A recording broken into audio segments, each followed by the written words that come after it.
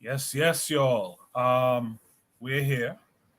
We're here. I didn't do much announcing of this. I forgot to announce it on Shoot the Breeze the other night. But Bobby Wright, who's usually in the chat, he sent this to me a little while ago, and I figured I'd do a watch party for this documentary on the day of MLK. MLK Day. So I'm sticking to it. This is not going to be really a commentary from me. I'm just really showing the footage. I'm hoping that people will show up in the chat and we can have a vigorous conversation in the chat while the documentary is playing. And at the end, if enough people ask me to, I'll open up the stream for a live discussion. So it's all up to you guys. I see Real Black Gentleman is here. Real Black Gentleman saying, "What's up?" I appreciate you coming through, RBG. I'm just getting started, just letting folks know what's happening. We're doing this watch party for the Assassination of MLK documentary that Bobby Wright forwarded to me a couple weeks back. And I mentioned it to him that I should do a watch show, and I am coming through with the watch show. I didn't do a lot of hype for it, so we might not get a huge amount of people. I see Nancy Annette is here. Peace to Nancy. She said greetings to her. Yeah, so without further ado, I guess I'm going to start the show. You know what? I'm going to give it a minute. I'm going to wait till 6:05. I'll start the documentary. In the meantime, you know what you guys can do? Drop your thoughts on MLK. Let me put that in the chat. Drop your thoughts on MLK Jr. I'd really like to hear what do you guys have to say about MLK, being that this is his day in America. Drop your thoughts on MLK. I'll put them up on the screen throughout the showing of the documentary. And again, at the end, if folks want to, by all means, we can open up the lines and have a discussion about what you saw, or have a discussion about, in general, your thoughts on MLK and the movement, etc.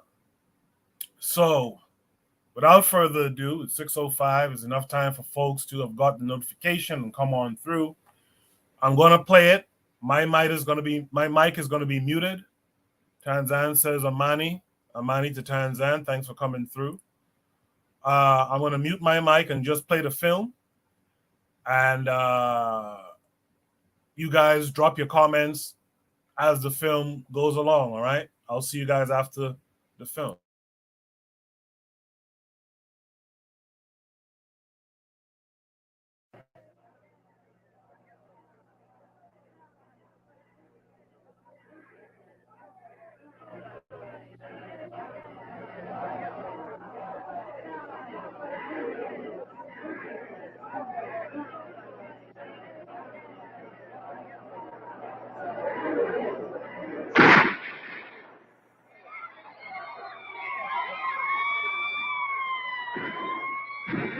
Nonviolence is not the way. I mean, we'll never get it by marching. Nobody never got anything by marching. You never got anything by sitting down.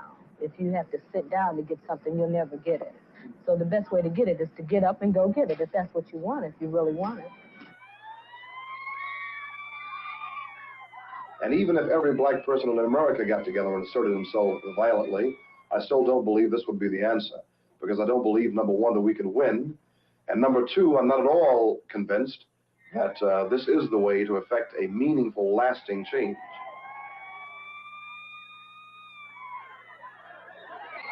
The problem is, can we get into the system or get someone into the system to introduce the changes that are necessary, or will the people have to remain outside of the system and really destroy it?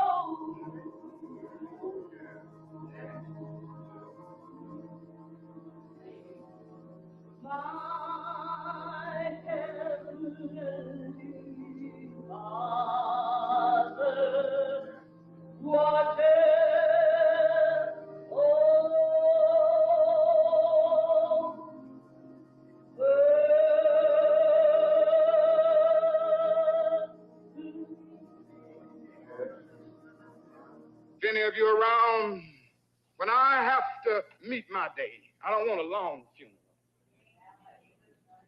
And if you get somebody to deliver the eulogy, tell them not to talk too long. Every now and then I wonder what I want them to say. Tell them not to mention that I have a Nobel Peace Prize. That isn't important. Tell them not to mention that I have 300 or 400 other awards.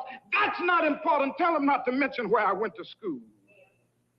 I'd like somebody to mention that day that Martin Luther King Jr. tried to give his life serving others. I'd like for somebody to say that day that Martin Luther King Jr. tried to love somebody. I want you to say that day that I tried to be right on the war question. I want you to be able to say that day that I did try to feed the hungry. I want you to be able to say that day that I did try in my life to clothe those who were naked. I want you to say on that day that I did try in my life to visit those who were in prison. I want you to say that I tried to love and serve humanity. Yes, if you want to say that I was a drum major, say that I was a drum major for justice. Say that I was a drum major for peace. I was a drum major for righteousness.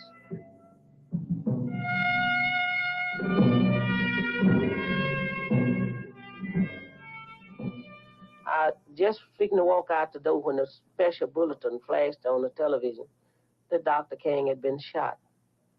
And I just stood there, you know, a long time. And then a little while later, they said Dr. King was dead. My anger was that of any other black person anywhere in the United States.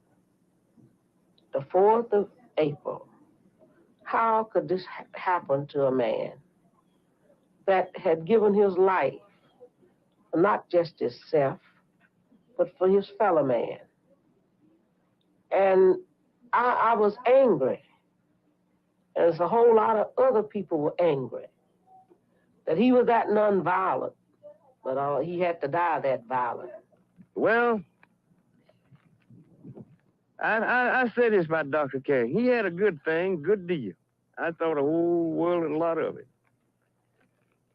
And I hated that they stopped him like they did. And I just said I was just going to stick to a good deal of his problems. Now, he said it over and often that he would like to see the times that come when the children, black church children, sit down and play and eat together and do around. And I tried to carry that program out. And I'm still going to try to carry it out. And when King came to Washington, King would not come to the grassroots part of Washington, say like a place like Anacostia, you know. He came out and talked to some white folks at St. Elizabeth, you know. I think that's the name of the church, St. Elizabeth. He came and he stayed 2 hours, talked to these, you know, middle-class people about financing this program, and left. So in losing Dr. King, we lost a symbol and we lost substance. We lost a man that had taken us from black men with enlightened minds and tingling spinal cords to a new people who had the power to stand up in front of white people.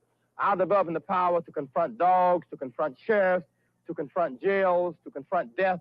All of this marrow in our bone came from Dr. King's leadership. His personality and his image was that of a giant, somewhere between a giant and God. So that among the black nationalist camp, among the other black extremists like the Black Panthers or SNCC, or some people who would resort to violent measures, that the very existence of Dr. King held these people in check. It was to see whether or not he would come of age, whether or not he would join forces with us ultimately, because we felt that he was sincere, and that as soon as it was shown to him that nonviolence was not practical, that he would change his stand, as he did in the Vietnam War. For black folks, it has been a year marked both by increasing pressures and a growing sense of community. It was the year of Resurrection City and Richard Nixon, of the death of Robert Kennedy, and of the Kerner Report on white racism. There was school decentralization, the Olympic boycott, and the black psychological revolution. In 1968, we saw the eclipse of many older figures in the movement by the rise to the forefront of such younger leaders as Julian Bond and Huey P. Newton. As Black Journal crisscrossed the country, getting the views of Afro-Americans on these and other subjects, one fact became increasingly clear. To most of us, the single event that dwarfed all others in significance was the cold-blooded murder of the Reverend Dr. Martin Luther King. The effect that I'm most aware of in the assassination of Dr. King was in the final and total rejection on the part of the establishment of black people approaching the establishment on its own terms. And it was proven and made very clear to all black people that this is something that would not work, that the rewards of Dr. King's very gracious and noble and Western, white, Christian approach to solving black people's problems was rejected finally. The only individual who had stature enough and who was a recognized leader of the integration civil rights movement was Dr. King. When Dr. King, the growing experience, the reality of the under which black people were living had been shown clearly through the experiences of SCLC, that the effort at demonstrating and petitioning the white power structure had not succeeded in bringing about basic change in this country. So that when Dr. King was assassinated, it seemed to me that one of the most obscene things that was possible to happen did happen. That is, the same people who'd been calling Dr. King Martin Luther Coon all these years, on the night of his death, were embracing him. Were embracing his philosophy. Were saying that he represented them, and it's too bad he's gone, and we must carry on in the tradition that he exemplified. All they were concerned about was preserving their system.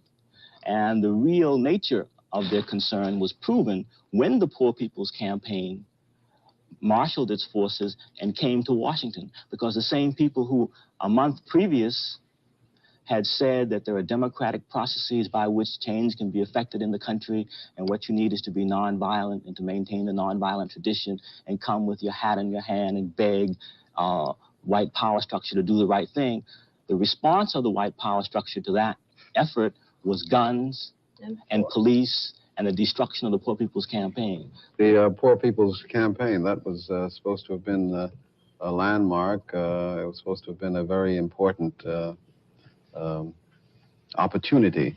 I never thought so. I felt that like Darren Watts, I was never a supporter of Dr. King's, and such marches, it seemed to me, where you were going to appeal to a Congress which wouldn't even pass a rat bill. No, I couldn't, I didn't believe in it when it was first projected. And its failure proves to me that the United States, the white community in the United States is not ready to give away anything. Whatever we get, we have to take. Are you suggesting that the Poor People's Campaign had no impact whatsoever on the Congress? Oh, it was a cruel hoax. All it basically did was to confirm to white America that they had been taking care of business. I mean, this is all it really was.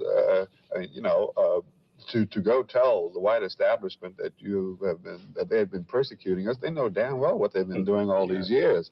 So all we did really was to sort of run a kind of a survey to point out to them how effective they have been. And I think the time is long past for these kind of real game playing.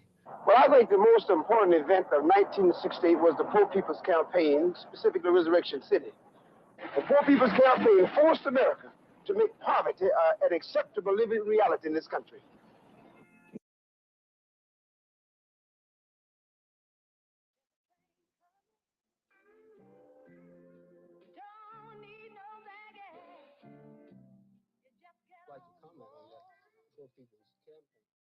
Well, I looked upon it as a lobbying technique also, more importantly perhaps than anything else. And I thought it was one of the good ideas to come from Dr. King, because here you had masses of people, not just an individual or personality, that simply, although no disrespect to the Vice President-elect of the United States, Spiro Agnew, who said, if you've seen one ghetto, you've seen them all. Dr. King had representatives from the ghettos throughout the United States, nationalities, creed, colors, religions, etc., and took all of these people to Washington and put up what I would like to call a prototype ghetto. Now, this could have saved the taxpayers a lot of money. You didn't have to send the congressman running all over the United States to look at ghettos. Just like old Agnew.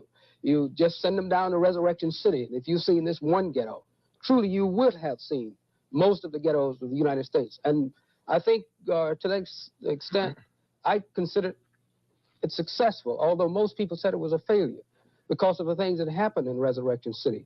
But muddy streets in Resurrection City was typical of muddy streets and ghettos throughout the United States.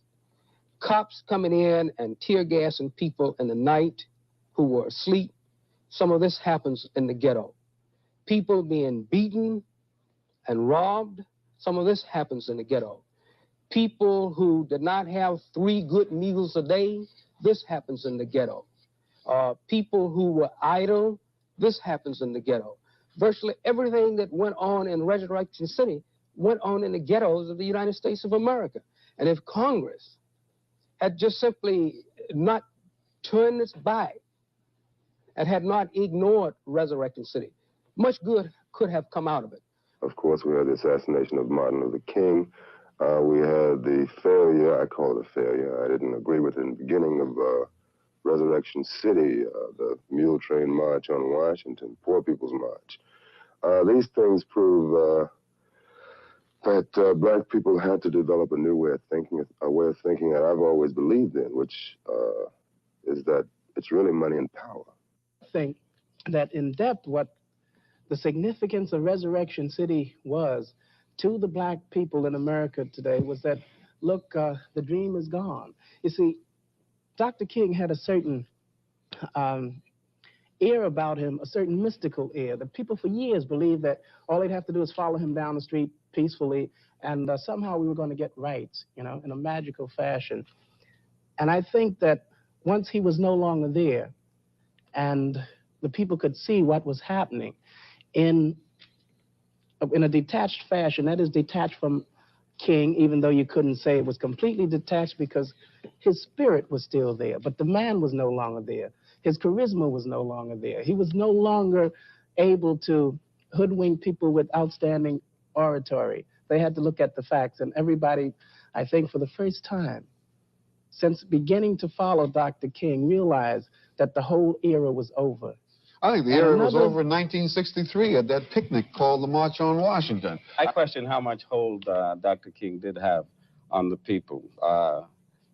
I think he was very largely supported by whites, because one must ask the question, where were all of the black people during all of Dr. King's operations?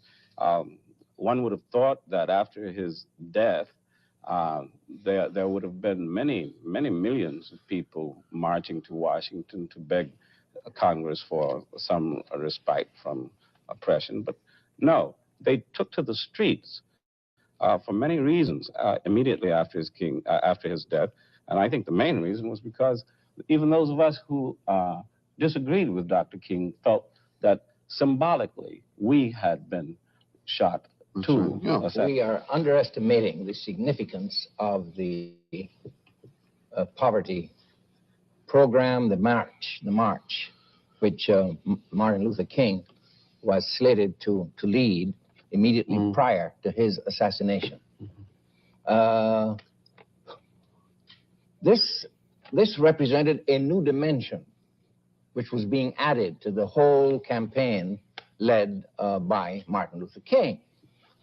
Moreover, I don't agree that, while I don't agree with all of his philosophy, still, to me, it is clear that Dr. King moved more Afro-Americans to challenge against their or any other figure in this period.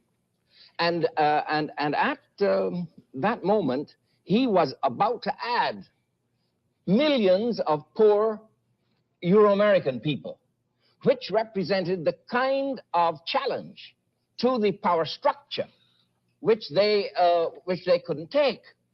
And so he had to be removed and was removed because that movement was becoming a mass movement, including Euro-Americans and Afro-Americans, which actually would put the axe at the root of the system dominated by the power structure. Mr. Moeller, for the sake of discussion, assume that what you've said is true. What has happened to this movement? I mean, was it all in the, in the mind of Reverend King, or was it a genuine people's movement that the only thing it lacked was some direction? What I'm trying to get at, was it once again the kind of, where we depend always upon the one man to move history, or was it a genuine people's movement? What has happened to the movement? Unquestionably, the movement was set back. And precisely because the assassination of King was calculated to set it back, smite the shepherd and scatter the sheep. In fact, demonstrations, as we see them, are propaganda tool for mobilizing power. Now, we did the propaganda thing. We failed to mobilize sufficient power. But you don't knock out. I mean, we jumped the United States government. Russia's scared to do that. China doesn't have the forces to do that yet. So the very fact that some poor black people would dare to come there and confront this military-industrial complex and say, you got to start pouring some money into us instead of into Vietnams and places like this, was in itself significant. Now, I think we face the task of continuing that national mobilization, of which I think all of the black consciousness at every level in the society is an important part. And that these next years, I see us mobilizing the power within our communities and the allies we can mobilize outside of the communities to bring about the changes asked for in the Poor People's Campaign. How about the pouring of funds? Excuse me, Kathleen, you mentioned pouring funds. The poor people, then you got poverty programs. You start pouring money into something. I mean, are these poverty programs, have they been of any worth to black people, or are they just... Let's deal with something more relevant than poverty programs. Right. I'd like to talk about also this effect of the assassination. Poverty programs are a tool of the government for doing something they want done. They don't have anything to do with the lives of black people, and that's been recognized. There's an old African proverb: before we can cure the disease, we must first diagnose it. And the disease is racism. Poverty is just one aspect of racism. Dr. King was not poor. He was killed. Muhammad Ali was not poor. He was deposed. Adam Clayton Powell was not poor. Nigger is not an economic condition. It's not an economic identity. It's a racial identity. Racism is our problem. Poverty is simply one aspect of it. 2 days after Dr. King was assassinated in Birmingham, Bobby Hutton was murdered in Oakland. Eldridge Cleaver was wounded in a battle with the Oakland police. And while much has been made of Dr. King's assassination, the information concerning Bobby Hutton's assassination, who was the first person to join the Black Panther Party, has been suppressed. But this is where it's at in terms of the young black people moving. You see the response to Dr. King's assassination was not something that he himself would have advocated. But this is the move that the young black people would make. It was spontaneous, but it was not what you call nonviolent. It was not a passive response. And people all over the country turned to another form of leadership. And I think that the leadership represented by the Black Panther Party is the only viable leadership that will get something done left to black people. Laura, I'm not saying the Black Panther Party leadership per se. I'm talking about the types of things that they political, advocate, politically, economically, ideological, and sociological. revolutionary leadership. One of our basic premises is that political power grows out of the barrel of a gun. And this has been taken up by the young warriors, the young men in the community across the colony, across this country. And I think everyone has to recognize that whatever changes are going to be made in this country for black people in the coming years are going to be made by young people. And the young people in this country are responding to the Black Panther Party. It's growing vastly all across this country. This is a force that's going to have to be dealt with. So no sooner the sun went down, the officials came through the black community shooting. So we had no other alternative but to pick up what we had and fire back. And after doing all of that, now I think Prattville is one of the best towns in Alabama. You can go and play Prattville that you want to without any trouble.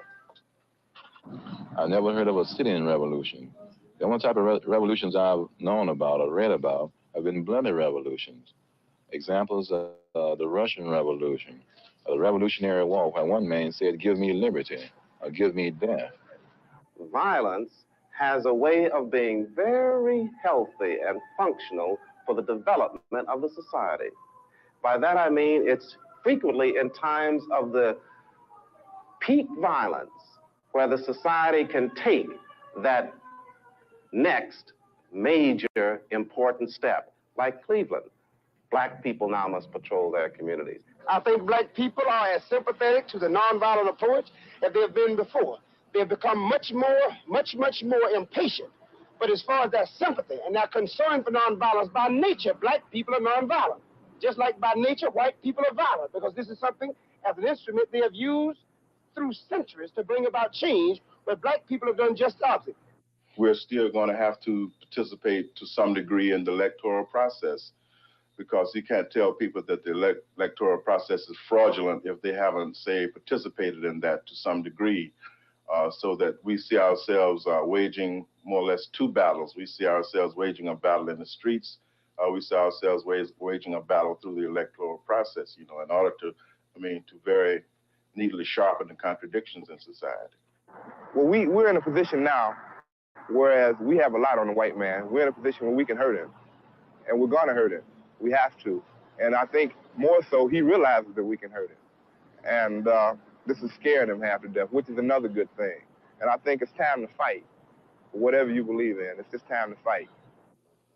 My definition of black power, or any kind of power in terms of regulating or controlling one's own destiny, or the destiny of a community of people, or a nation of people, or the world, is the ability to kill.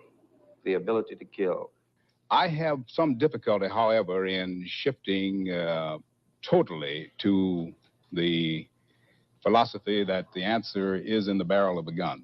That gives me great difficulty. I would say this, that if we reach the point at which Patrick Henry and George Washington and our other national heroes apparently reached, that there is no other answer except force and violence, then there may be an answer here which has to be looked at by anybody who is not a religious pacifist. And there are many people who are pacifists. I would not characterize the nonviolent approach as a cowardly approach or a subservient approach. I think it requires great courage to do the kinds of things that Dr. King did and the people who worked with him.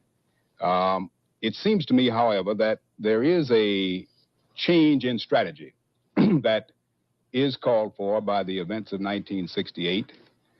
And I don't believe it necessarily calls for the, at least at this point, maybe I'll come to it later, but I am not at the point where I believe it calls for guns and ammunition. I think what it calls for is the mobilization of the power that is present in the black community. And I'm thinking particularly about political power, as you suggest. And I'm thinking about economic power. I'm thinking about psychological power. And I'm thinking about black pride. And I'm thinking about coalitions and the development and strengthening of allies and alliances. And I'm not quite ready to give up completely the possibility of any solution other than going out into the streets and becoming a part of a violent struggle. Well, do you feel that just because the statements made that political power is out of a barrel of a gun, that this means necessarily streets? One thing I'd like to say about this whole question of violence that's been bandied around, very clear, should be made very clear that in the Black Panther Party and among all black people, it's not a question of violence, aggressive violence. This is what people mostly think of. It's a question of defending ourselves and our people against the violence that's being waged upon us and has been waged upon us for the past 400 years. A war of aggression is going on against black people, not only on the level of guns, but on the level of housing, on the level of education, on the level of food, on every level of the society. There's aggression, there's hostility, suppression, and violence directed against black people. The program of the Black Panther Party, originally started as the Black Panther Party for Self-Defense, is to move to defend and protect black people against this violence so that we can move to organize black people into a sufficient power to obtain our needs. One thing, back to what we were talking about earlier, about the assassination of Dr. King, I think it should be viewed in its context. It's very clear to me that this was something that was planned. You take the month of April.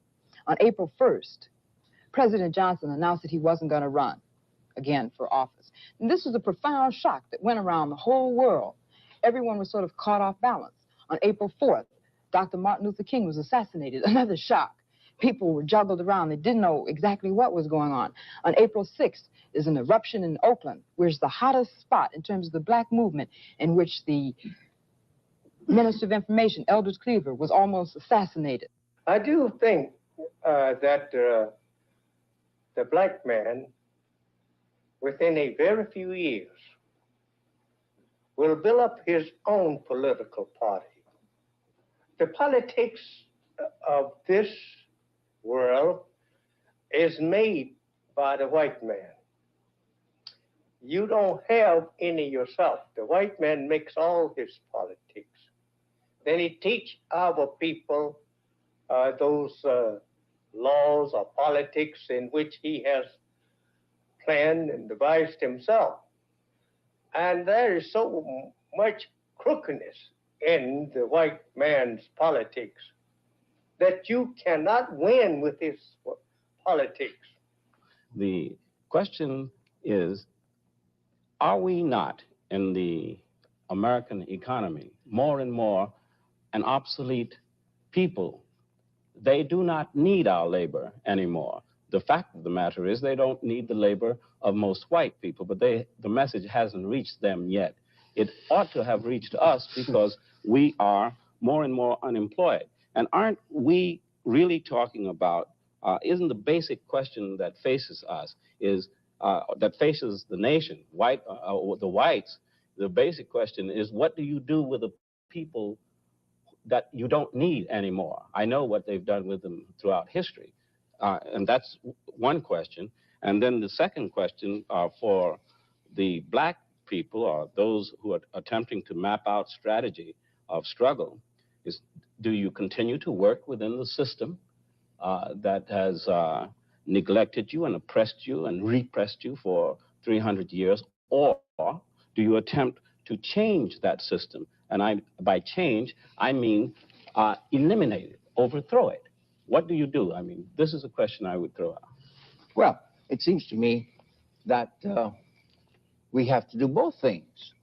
We have to work within the framework of the system, and we have to work for its complete change, its basic change. It seems like a contradiction to me, Mr. Moore, because one of the first lines of defense of any system is to perpetuate itself. And it certainly is not going to allow us to, quote, infiltrate it and then, presumably get into a position where we can weaken it. I think that Julian has probably hit on the crux of the matter. Basically, that approximately 25 million Americans of African descent are obsolete in terms of the demands of technology of this But country. I think you are looking at this question not from the viewpoint of the Afro-American, but from the viewpoint of the European-American system of oppression. When you say, what do we do with people who are no longer employable or who are obsolete? It isn't a question of what do we do with them.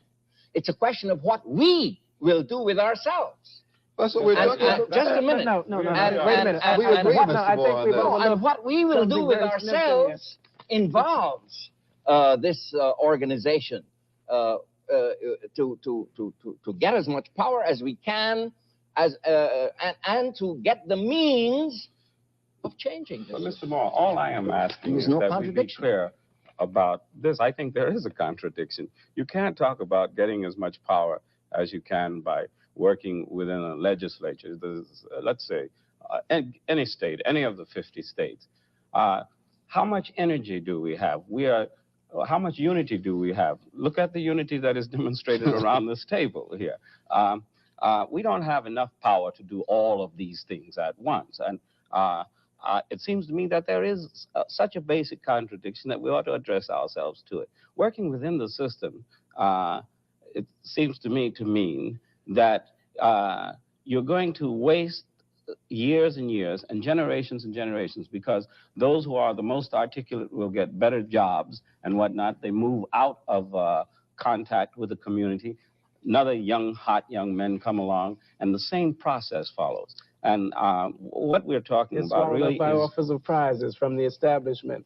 Now, you see, when you talk about economics and economic power, we could never work within the system and at the same time overthrow the system economically or politically, because like when you refer to places like in Africa, like Mozambique, Angola, South Africa, where there's still colonialism going on, you take a giant, a financial giant like Chase Manhattan, they can do what they want in South Africa. In this country, and then blacks offer you scholarships. Yeah, that's right. At the same time. And the Ford Foundation can do the same thing. They buy out the whole revolution every time blacks get ready to talk about a revolution. Now, if blacks had the power, you'd like to say what we can do economically is start a fund whereby we can help all those people in Africa. Now, we could do this, providing we had the gigantic financial strength of the Chase Manhattan Bank, whereby we could say, look, Chase Manhattan Bank, you pull out of South Africa, or else we're going to have like 10 gigantic corporations stop doing business with you in the United States. But we can't do that. They can laugh and say, yeah, well, look, let's give some more money through the Ford Foundation to the Black Revolution here, and we can keep on doing whatever we want. Again, and so they still have their hands on everything. You and are first of all, overestimating. you'd have to get an economic base here in this country Mr. before Moore, you could do isn't that, it right? a fact that without the existence of the United States as it is today, there would be no white South African regime. Most of the reactionary governments, regimes around the world are supported by the United States, so that we could send as much money as we wanted to the freedom fighters in a place like Portugal, the poorest country in Europe, which controls a territory 36 times its size. How could Portugal continue to do this without the support of the United States government? What the statement I'm trying to make is this, that none of those countries will achieve freedom until this system here in the United States is overthrown, until it is changed. I don't agree, because your whole position sums up to an overestimation of the power of the people who now dominate and control the United States. I grant that it's considerable. It's massive. It's massive. But when you magnify it, as you do, then you remove all possibility of doing anything. And I'm not for doing nothing. Well, you think it's just a minute, gentlemen. I am for beginning where we are, and we certainly are within this system. So that to begin to do anything about it means that we begin within it. Suggesting now we should infiltrate the power structure and somehow or the other get our claws on it. I'm not talking about infiltrating the power structure. Again, you are dominated by the power structure. I am saying that we should organize to fight against the power structure. But you're saying join the power structure in order to organize No, against I'm not it. saying that at all. Not at all. No, that's not really what's happening. Not What's at actually happening is that the power structure is joining the minorities, the disenfranchised minority, to help fight themselves, you know? Like, this is one of the most beautiful gimmicks You are under an illusion, inconceivable. my friend. No, that's what are you talking about? The power. Look around you. The government, the Ford Foundation, the Rockefeller Foundation, Sponsoring most everybody's of the sponsoring the Black today. Revolution. They are not sponsoring any Black Revolution. Do you deny, Mr. Moore, do you deny that one of the basic tenets of any revolution is that once the class, any class, regardless of how low they've been, once they assume power, they become the leading class? They want in that you society, to think that there is or has been a Black Revolution, so that they can continue to maintain power, and they are seeking, of course, to buy off those that they can. But it is my judgment, since I believe in man, that they will not succeed altogether, and that there will be a remnant, a force that has not bowed the knee to Baal, and will lead the people in a revolutionary struggle to change this entire system. There's been a remnant of Christianity in the Western world for the past 2,000 years, and it hasn't changed the thing. And if you think this is mythical, I tell you that great movements have always been motivated by some powerful myth. Gentlemen, seem to be waiting for the coming of a new Christ. Yes. No. Gentlemen, no. May I just You can call it that if you wish. May I just inject a thought here? With all of this discussion. You're here. You're Mr. Greaves, aren't you? Yes, I seem to have come back to the top of the mountain with us, sir, and look into the promised land. Exactly. Nothing like it. That didn't work. I was wondering whether or not all of you were talking of variations on the theme of revolution, and I was wondering how would this impulse toward separatism fit in with this revolutionary quest? Because it seems to me that one seems to be excluding the other, or does it? I'd like to make a comment about what Mr. Allen just said about nonviolence. He said it's not. We have never taken any position that nonviolence was either cowardly or, what was that other thing? Subservient. Subservient. That's not even the issue. What is at issue is, does it work? Nonviolence is a very non-functional approach in a society that's based entirely on organized force and violence. A country was created in violence, land was taken in violence, society that's perpetuating itself through violence in the ghettos, in Vietnam, in Africa, wherever you look. There's organized force and violence at work to maintain the society. So whether the solution is organized force and violence is a secondary question. The question is, what is the problem? And the problem is organized force and violence. And one of the things that's very clear about the philosophy of the Black Panther Party and Huey P. Newton is the statement that there's a world of difference between 20 million unarmed people and 20 million people organized and armed to the gills. That's power right there. That's your First Amendment. But that's power. Let me get back to nonviolence. So, that's their First Amendment. I think, yeah. You know, the only thing I want to say, I don't like to reduce a thing to either or, because with black people, it's a question of both and not either bullets or ballots. You know, it's a wise use of whatever is necessary. You By know, any means necessary. Yeah, you see the opposition you're up against. You know, that's the Army, the Navy, the Marine Corps, the Sheriff, the FBI, the CIA. So when you're looking at total opposition, that's what we're and up against. And I think that in each instance, when black people have to get themselves together, and you have to work out your kind of program and see in which direction you're going to move. If the time comes when politics is a thing that can help you advance your cause, then black people should get to the ballot, and they should use the ballot box, you know, and put black people in position, and then they should use the power. I say when that occasion arises. Well, wait a minute. Black people used the ballot box in untold numbers in 1968, and Nixon sitting in the White House. What we've got to say, though, is that there's no one solution. There's no, I mean, I'm not saying there's no one solution. I'm saying there's some things that are non-functional. You had a 40, 50-year violent struggle in China. You had, I mean, there's no one quick answer. Now, I think part of what I feel here is that we really haven't understood the nature of our plight yet.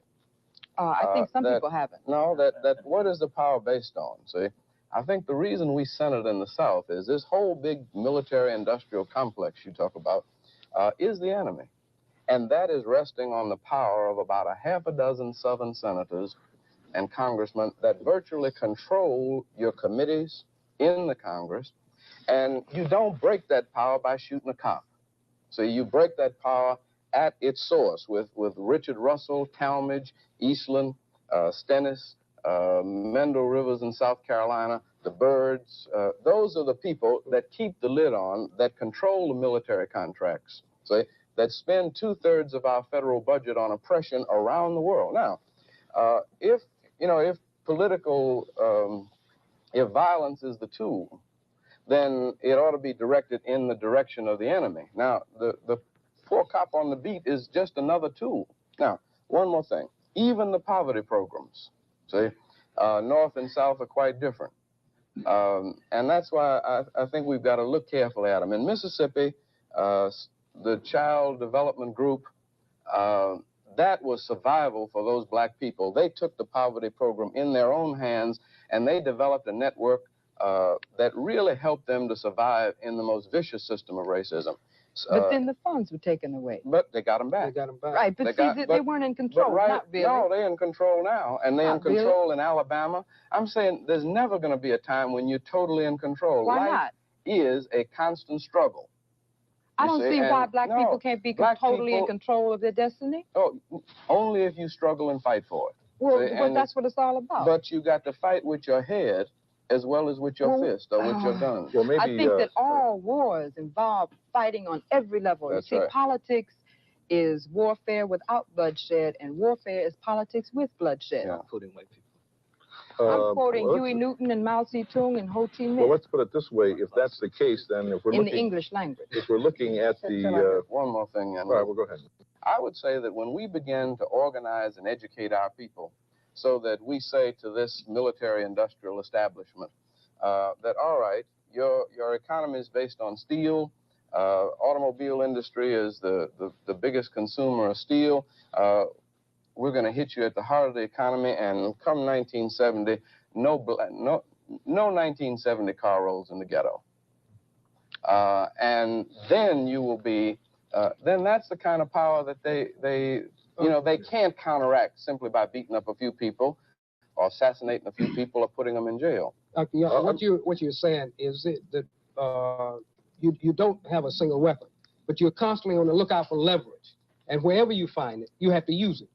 It seems to me that there ought to be possible to identify a number of areas in which the self-interest, the very self-interest of this general society, dictates not continued suppression and not continued exploitation of a black minority, but rather opening this society up so that people do begin to have some of the opportunities that they're supposed to have. It seems to me that a wise administrator, somebody who's concerned about the survival of the nation, is going to move in certain directions to avoid the kind of armed confrontation, which is very clearly a possibility and has even erupted in some places. In progress, put it that way. What I would think it would be wise for minority leadership to do would be to seek out and to interpret and to press those points in which there is a common self-interest. Economics, political, housing, things of this sort. Now, I'd like to have her react to that. All right. First of all, this was the policy of Dr. Martin Luther King. He asked these people to move in their own self-interest. They refused. And secondly, what you're asking is something that's human. And I don't think it's possible for this establishment to react to a human problem in a human way. It's impossible. In terms of self-interest. You think it's that inhuman? It is. It's obviously that inhuman to me. If you look at its history and what it's doing now, if that is human, then we're something else. So I have to assume that they're non-human. In terms of self-interest, it's a question of whose self-interest. There are masses and masses and masses of white people who would agree with you on that point. But these white people do not have any power. They do not have any say. They do not have any control. And the self-interests of the people who are in charge are not those of human beings. They're mainly based on money and power. You see, if these people would move in their self-interest, they wouldn't beat their own children in Chicago and crack their heads. If they moved in their self-interest, they wouldn't send their armed police onto their own college campuses where their own children are studying. They wouldn't do that. So in terms of their own people, they don't move in their own self-interest. So we can be assured that in terms of black people, they will not move in their self-interest. What is important is for black people to move in black people's self-interest and let them do whatever they want to do. The grassroots white man has already taken his step. You know, you see those little American flags on those little cars, all those little Birchite policemen, you know. And in Newark, when the police went on a strike, they had a curfew in a black city where we couldn't come out the house after 12 o'clock because the police, many of whom don't even live in the city, went on strike. What I'm saying is on a local level, the repression is going to go even, you know, more violently to the right. And now at the national level, they'll be able to justify it, you know, hipper. And I think as America, you know, like stumbles to the conclusion that it is, you know, weak and about to be taken off by all the people in the world, that the more and more violent repressions will come. And the next Wallace that comes around, the next time, he will be much slicker, much hipper. He will have the benefit of a psychedelic, you know, hippie-oriented speechwriter, you understand? Yeah. With a much slicker publicity thing than old corn pone chewing George Wallace got. Yeah. You know, by the time he will be right in here. Leroy, we actually could have that to President Nixon. I also hear, I was going to add one thing, if I may, because I heard something else in there, which maybe self-interest, but it may be possible that black people are suicidal, and if so, can this country afford... No, I don't. Black people are definitely not suicidal. Well, let me finish. If I'm asking the question, if black people have a tendency to be suicidal, or if the opposition, the enemy, is homicidal, then can they afford for black people to even get in the position that they might destroy this country? Well, first of all, I say black people are already in that position. And secondly, black people are not suicidal at all. They're beautiful people interested in surviving and living. You know that. Black people want to live. It's a very interesting problem that we faced here in Black Journal. We try to get varying opinions on the show from time to time, and we found that it's very, very difficult to find black people who will come and sit in front of a television camera and take a point of view which is considerably moderate or conservative or reactionary. Would you, how do you explain this phenomenon that is what seems to be, to my mind, sort of the death of the public Uncle Tom, I'm thinking of in particular? I mean, that individual who we all know has been a very important member of the black community for a number of years, who somehow or other he's no longer available to us. And I'm thinking not only the public Uncle Tom, but also even moderates. I find it's very difficult to get on the show I think people he's changed with moderate his style. views. He's become the contemporary race hustler. You know, like years ago, he used to be the guy who went to the whites and said, look, I can get this for you, and I can, you know, keep the black brother cool in the black community for you. Well, today, what he is like he's a guy in a, you know, cool suit. He hasn't got his hat in his hand, and the people downtown, they understand that we've got to keep this, we've got to let this man maintain a militant stance, you know, if he's going to be of use to us. And so he's out there hollering louder than everybody, black power and down with Whitey and yeah, kill him. And the dough keeps running in. You see, but his game is still the same. It's just the way of putting it over. That's yeah, but I think at the same time, Claude, that there's been a kind of death of this public figure you call the Uncle Tom, without now attempting or even suggesting that the NAACP represents the ultimate in Uncle Tomism. But you notice the NAACP has just changed its public posture vis-a-vis the whole question of criticizing other Afro-Americans or other Negroes or other colored people. And I think even a moderate organization like the NAACP is beginning to feel the weight. And I think that, of course, they're doing what I consider, you know, they're committing suicide. I think their policy in the past of not criticizing other blacks was a commendable one, despite their own public posture. But I think that they are now that they have been taking Whitey's money for all these years, and now Whitey's calling the chits in and says, Yeah, "Look." well, Dan, now that you point out that the NAACP has been one of the largest Uncle Tom organizations traditionally. Oh, you didn't? Well, forgive me. But anyway, it's not that I didn't say it. I was just in the context of we were talking about public Uncle Toms, yeah, well, and NAACP came to mind. But are you saying that you wouldn't say it, or that you didn't I just say said it? that when Bill mentioned public Uncle Tom, the name NAACP comes to mind. Yeah, without even wanting to call them that, it just automatic reflex. Yeah, would you not say that they did at one time perform some useful function? I don't know. I'm asking. The NAACP? Yeah, I'm certain many people did at one time, or probably. I think the NAACP, like particularly back in the very early years when you had the kind of mob rule, particularly in the southern regions of the country, they were the only voice, or the only ones who were able to provide any kind of legal approach to the problem.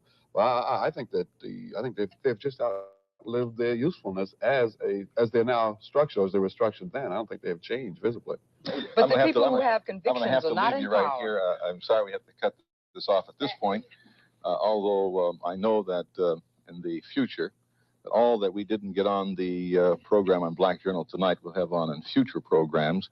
So you'll be watching. So we'll have little excerpts in there to see us as we move along here. Isn't Black Journal an accomplishment of '68? I think Black Journal would be an accomplishment of 1968 after we. And a very good one. 1969 till March. But you want to be watching Black Journal. Our next Black Journal will be on Monday, January the 27th, and as you look, you will probably once again see some of our guests as we disperse them through the program, rapping about some of the things we talked about that we couldn't get on tonight. I'm Lou House with William Greaves here on Black Journal. And so, brothers and sisters, until Monday, January 27th, I'll be with you then. Juan Gay Segay. All right. That turned into a pretty good discussion in that second half of the documentary. That was a pretty good discussion. Highly Favored was here earlier. She said this is a serious conversation they had. Thanks for sharing. I hope other folks got that as well. Now, I dropped the link for anyone who wants to come up and discuss anything. We didn't have a huge crowd today. We never get huge crowds anyway, but we didn't have a really large crowd. We didn't have a lot of chat going on in the chat. But, I dropped the link. I'm going to hang around for another minute. If no one comes on, that's fine. But I've been dropping some quotes in the chat throughout, and it's things that is other things that MLK has said that the power structure doesn't push out to us, right? They keep pushing this "I have a dream," this integrationist speech to us, but they don't talk about some of the other things MLK has said. I'm just going to read a couple that I put up.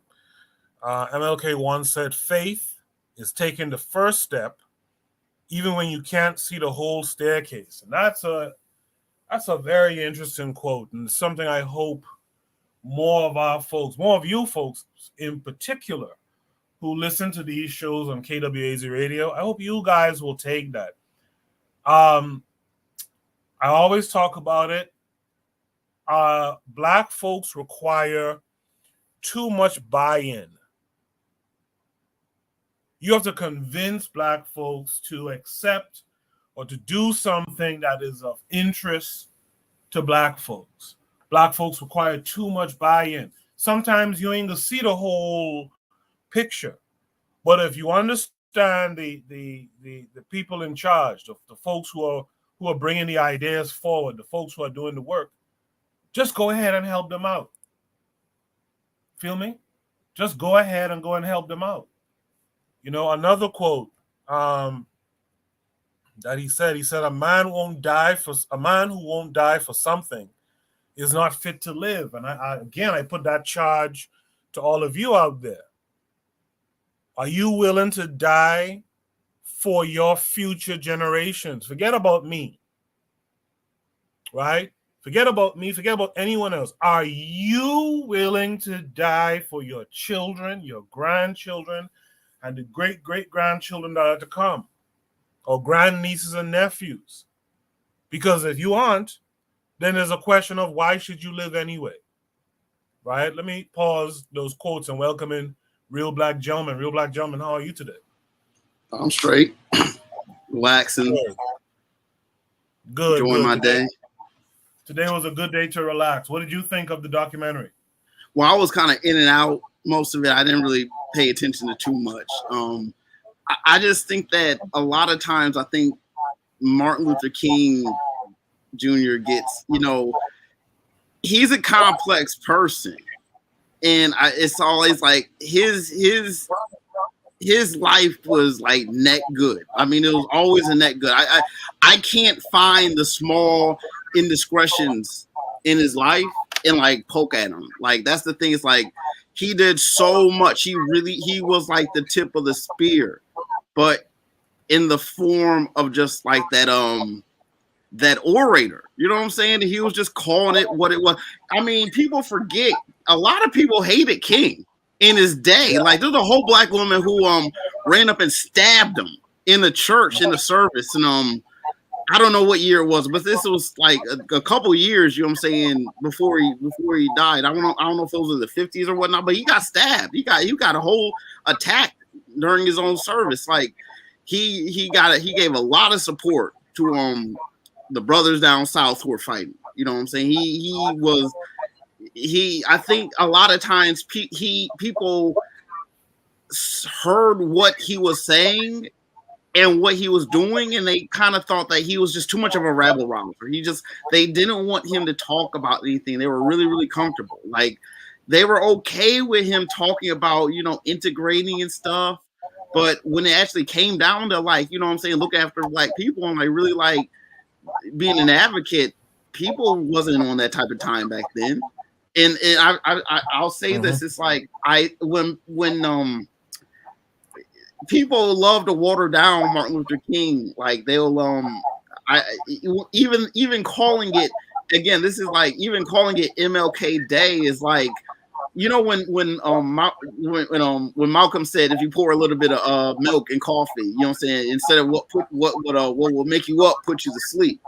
It's like when people refer to the dream speech, and people don't want to say Martin Luther King Jr. They'd say MLK. And what does MLK look like? It's like milk. It's how you integrate. People use Martin Luther King, they kill him, and then they try to like say that they're on his team the whole side or the whole time, man. It's like that's what it's all about. It's like Martin Luther King is such, you know what I'm saying? People like to compare Martin and Malcolm, like, well, Malcolm was hard and Martin was soft. In a lot of ways, I would see that, you could argue maybe, you know what I'm saying, Malcolm was he was timid in his like deference to the Nation of Islam, whereas Martin was kind of going at the system, materially. You know what I'm saying? It's like Martin Luther King, God grace him, man. Like he's one of those people that the more you learn about him, the more either you'll hate him, unfortunately, or you'll just like, man, like he was on our team the whole time. Like, man, why do we?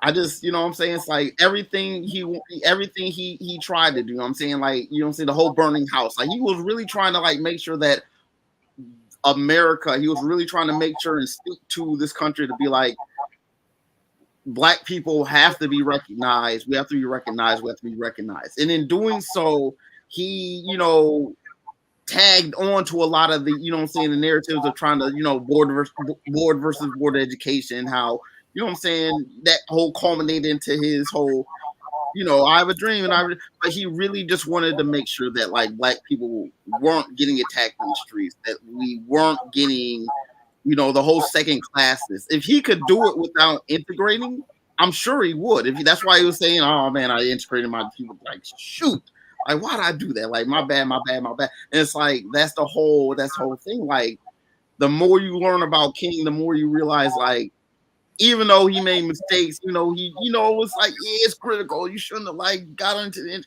you know what I'm saying? Like, we shouldn't have gone so hard in the paint for integration. Like, yeah, but it was like, you know, he really was that guy. And it's like we haven't him like knocking out, you know, it's hard to say Martin was better than Malcolm, because again, they had met together.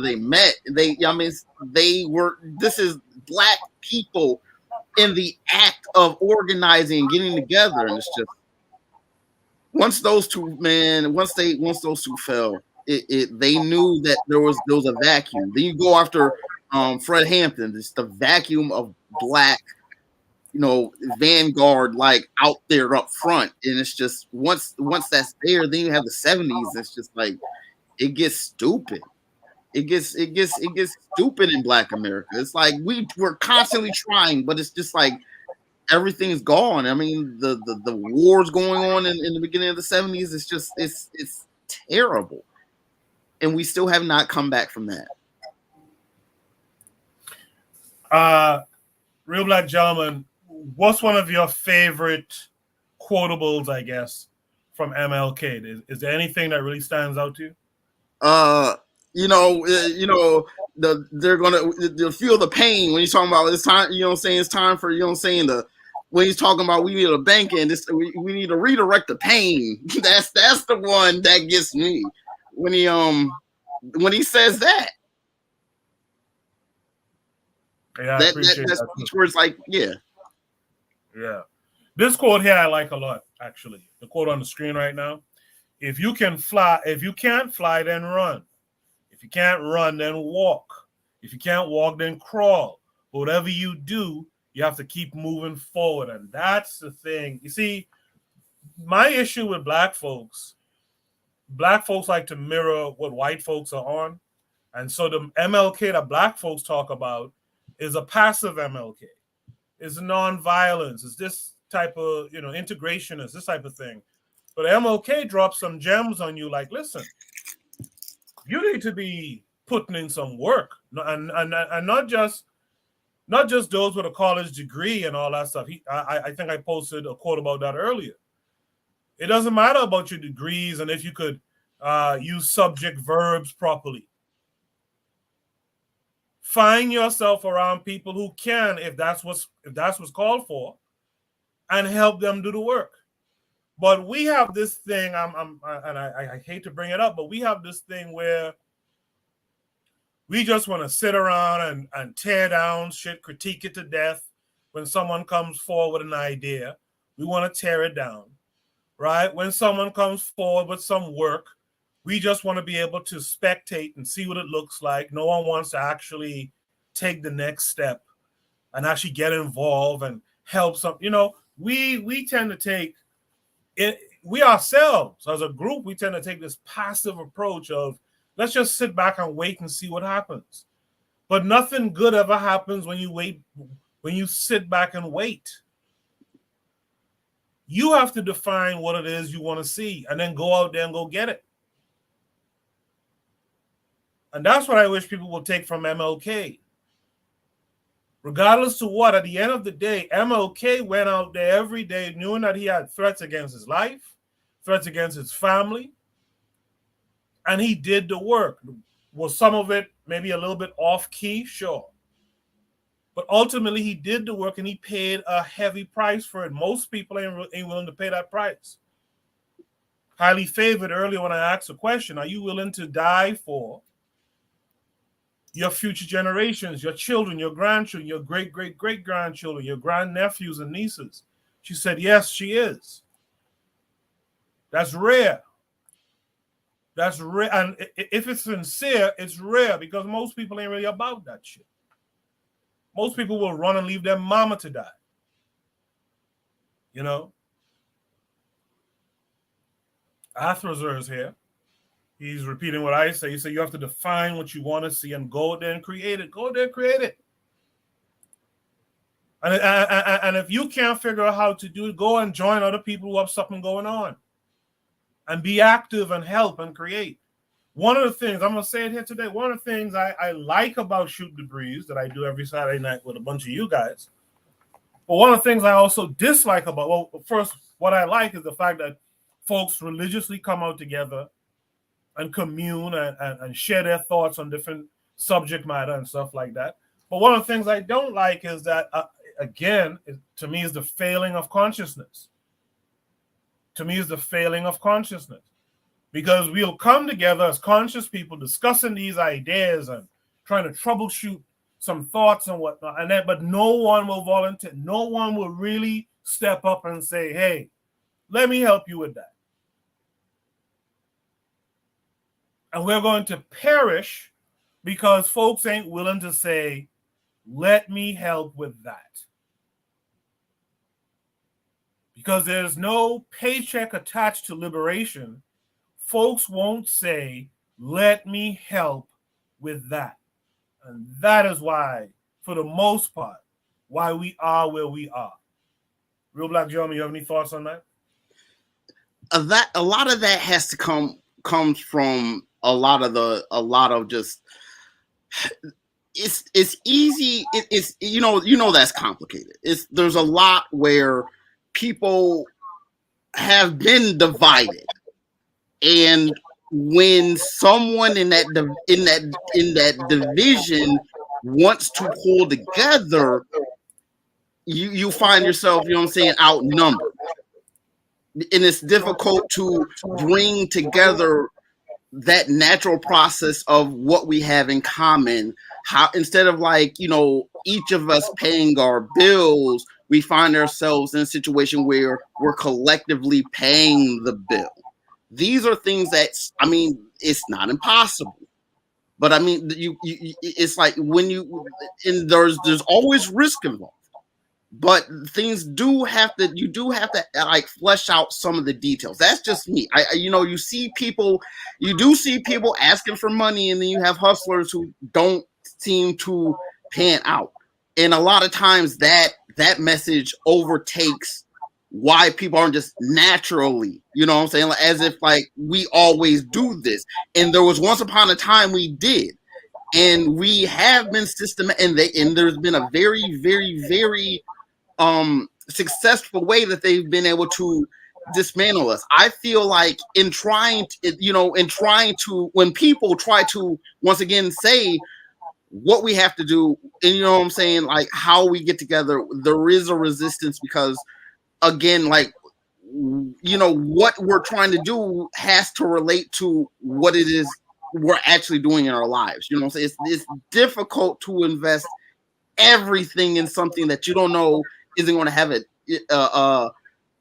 outcome. But at the same time, it can be just as difficult to invest a little bit in something when you might not think that, well, what's the point of me doing that anyways? Like that, even that little bit, there is something where a lot of times, you know what I'm saying, the vision has to be expressed. Like you do have to, you know, you have to give a vision that the people want to see. You have to people, and I mean, this is again, we're divided, and sometimes it does take, you know, it's difficult to have this. Everyone who hears the message just instantly just gravitates to support the message at any given time. Like a lot of this stuff has to be localized. Although, you know what I'm saying, not everything is local. Sometimes things are beyond the local. You know what I'm saying? Some, you know, when we have to help other people and there's something just really new, you know, just something that is just not new, but is sudden, where they're, you know what I'm saying, that people see it in its, you know, extreme, where people who see that are more likely to respond to that situation, where if it's something forward, it's difficult to say, this is a new idea, let's just get on it right away, and people just see the value in just supporting that. I know I'm like drawing a long way. I know what you're trying to say as far as like people giving to a to black stuff, to black innovations, to black maintenance of our people and what we have to do. a lot of this, I mean, there's a lot that can be, I would say one of the first things is actually having a physical place, because outside of that, it becomes lost in idealistic concepts. Like, I mean, wanting to support something, it's good to see people already doing it. That's what I'm trying to say. It's like you want to have 2 or 3, you want to have a nucleus of people who are already there. And once you have that nucleus of like 2 or 3, then you might be able to get 20 or 30 around that.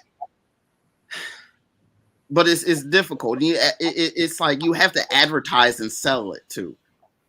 Yeah, see that you hit a you. I figured that's where you were going to go with it, and that's exactly the issue that I'm having. There's some feedback coming from you, real black gentleman. Just mute your mic for me. Okay.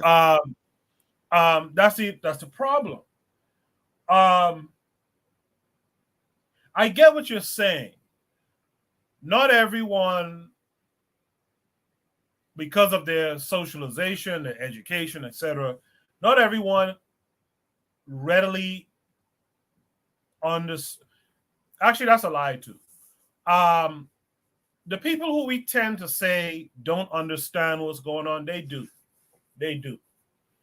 I was saying this, I think it was Saturday Night Shoot the Breeze, that I stopped saying that the gangsters in the community are the warrior class. They're not. They are just like the boule. They are the violent boule, actually, right? They are a violent society within our society. The issue is we tend to think, at least I used to think, that, oh, they didn't really know better. They don't know what's what. So that's what. No, they know. You know how I know they know?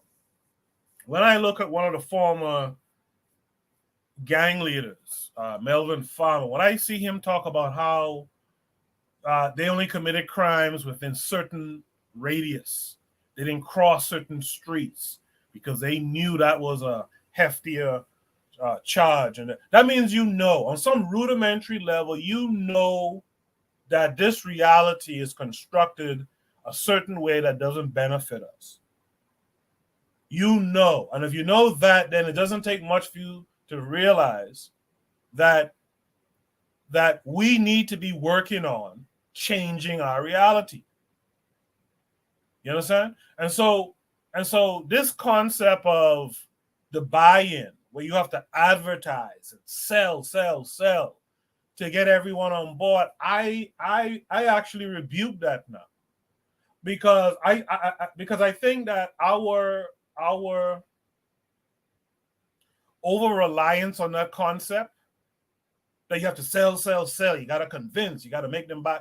I think our over-reliance on it is allowing people to skate, is allowing our people to skate, because people just feign ignorance.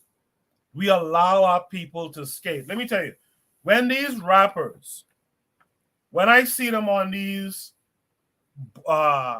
committees, and they're the face of these movements, like right now, reparations and all that old shit, I know our community is on some bullshit. First, to begin with, when you watch these guys and you watch what they were peddling in the community, the rot that they were peddling with their work in the community, and then you let that same guy, you let the Snoop Dogs, the T.I.s, whoever it is, you let that same guy, when his career is on the downside, you let him come in and become a voice of change. You all let Snoop Dogg sit up here and be able to say, well, see, Dolores Tucker was correct. Man, shut your ass up. She was correct back then too. And you knew she was, but you was doing it for the bag. A part of you knew that her and Calvin Butts was right. You did it for the bag. And so what I'm trying to say is we got to get off of this notion that our people just don't know. And that brings me to another thing. As I see Bwana Hagaziki says, good afternoon, guys. That brings me to another thing. How do I put this? This concept of certain people are further ahead of others in their consciousness, we got to throw that shit away too. Either you're conscious or you're unconscious. Which are you? I can feel that. I can feel that. I can feel that. You see what I'm saying? Yeah. Talk about it. Go ahead. Again, it's like everyone didn't agree with King in his day. It's like we live in this society, right? In being black people, right? We're separated. We are inherently separated. We are separated by a lot of distances, by time, and by commitments. We are not in the same room with indefinite amount of time, and our resources are replenished under our own means. It's in the only barriers. I mean, we literally can't. There are things that we can do, but it's a case of if we go our natural one step forward, we wind up being back. I know what you're trying to say by like how would I say, trying to advertise it, but it's not instinctual for some people. It's like I don't. When we say do the right thing, you know, there's a lot of right things that need to be done. I got to make sure the water is on. We got to make sure that we have fresh water. We have to go make sure that there is that our food supply is okay, and we can, for the foreseeable future. There are so many other things. When you're hungry, and I don't mean by like, you know what I'm saying, like I don't even want to play hungry. I won't even say that. When you're frustrated, let's say, you don't think straight. If you're driving home, if you don't have, you know what I'm saying, if you just don't have the resources, you get upset. It's difficult to detox black people from all the things that distract us from what we need to do, and not do it. I don't want to. It's difficult because it's like you do need you got, how would I say it? I think that it's like there's going to be risk, and you have to manage the risks. And if you fail, at least there has to be an understanding of why you failed, so that the next person would go ahead and can learn from the failures. It's everything that black people are organizing to try to do is always on a conveyor belt. The people who are prominent, who you're talking about, who are entertainers, who we are not putting on these media platforms, who we as black people are not doing. They are black. I mean, you know, it's psychology is tricky. I mean, some people know right from wrong, but they don't know all the details. People don't know about how subliminal messaging works, but it's a real thing. It's a lot of people who, you know, we you know what I'm saying? I don't want to feel like I'm compelled to do something that I cannot explain. You know what I'm saying? It's like I don't want to feel like I have to do something that the next person isn't. I don't want to be the next Martin Luther King. You know what I'm saying? I don't want to do that, but I want to learn from him. I don't want to be in the same situation where I'm being hated on. I think you do have to find a way to be the lovable person who can spit the truth. And I do think that the whole idea of the saying that the entertainer isn't the right vehicle. I mean, these people have also made mistakes, just like King did. I mean, King may have gone out and cheated with his wife or something like that. Maybe that was true, or maybe that was not true. Let's just say that it is for the sake of argument. You know what I'm saying? Like, he wanted to integrate into America. That's awful. But a lot of these entertainers are already integrated into that same America. And some of them know, and some of them don't know. And they maybe, how would I say it? Again, it's like in this country, in the United States, and all over the world, you know what I'm saying? It's difficult to basically to get us in a group. And even in the history of America, if you were together in two or three people, that was considered a gang. This is historic. So anytime you got three black people on the national stage in America saying the same thing, and you know that they have a combined population of, you know what I'm saying, 1 million people who recognize who they are in the current scene and are willing to hear what they're trying to say, that shit's gonna be broken up. I don't want to blame our people. A lot of this is an individual thing. It's not perfect.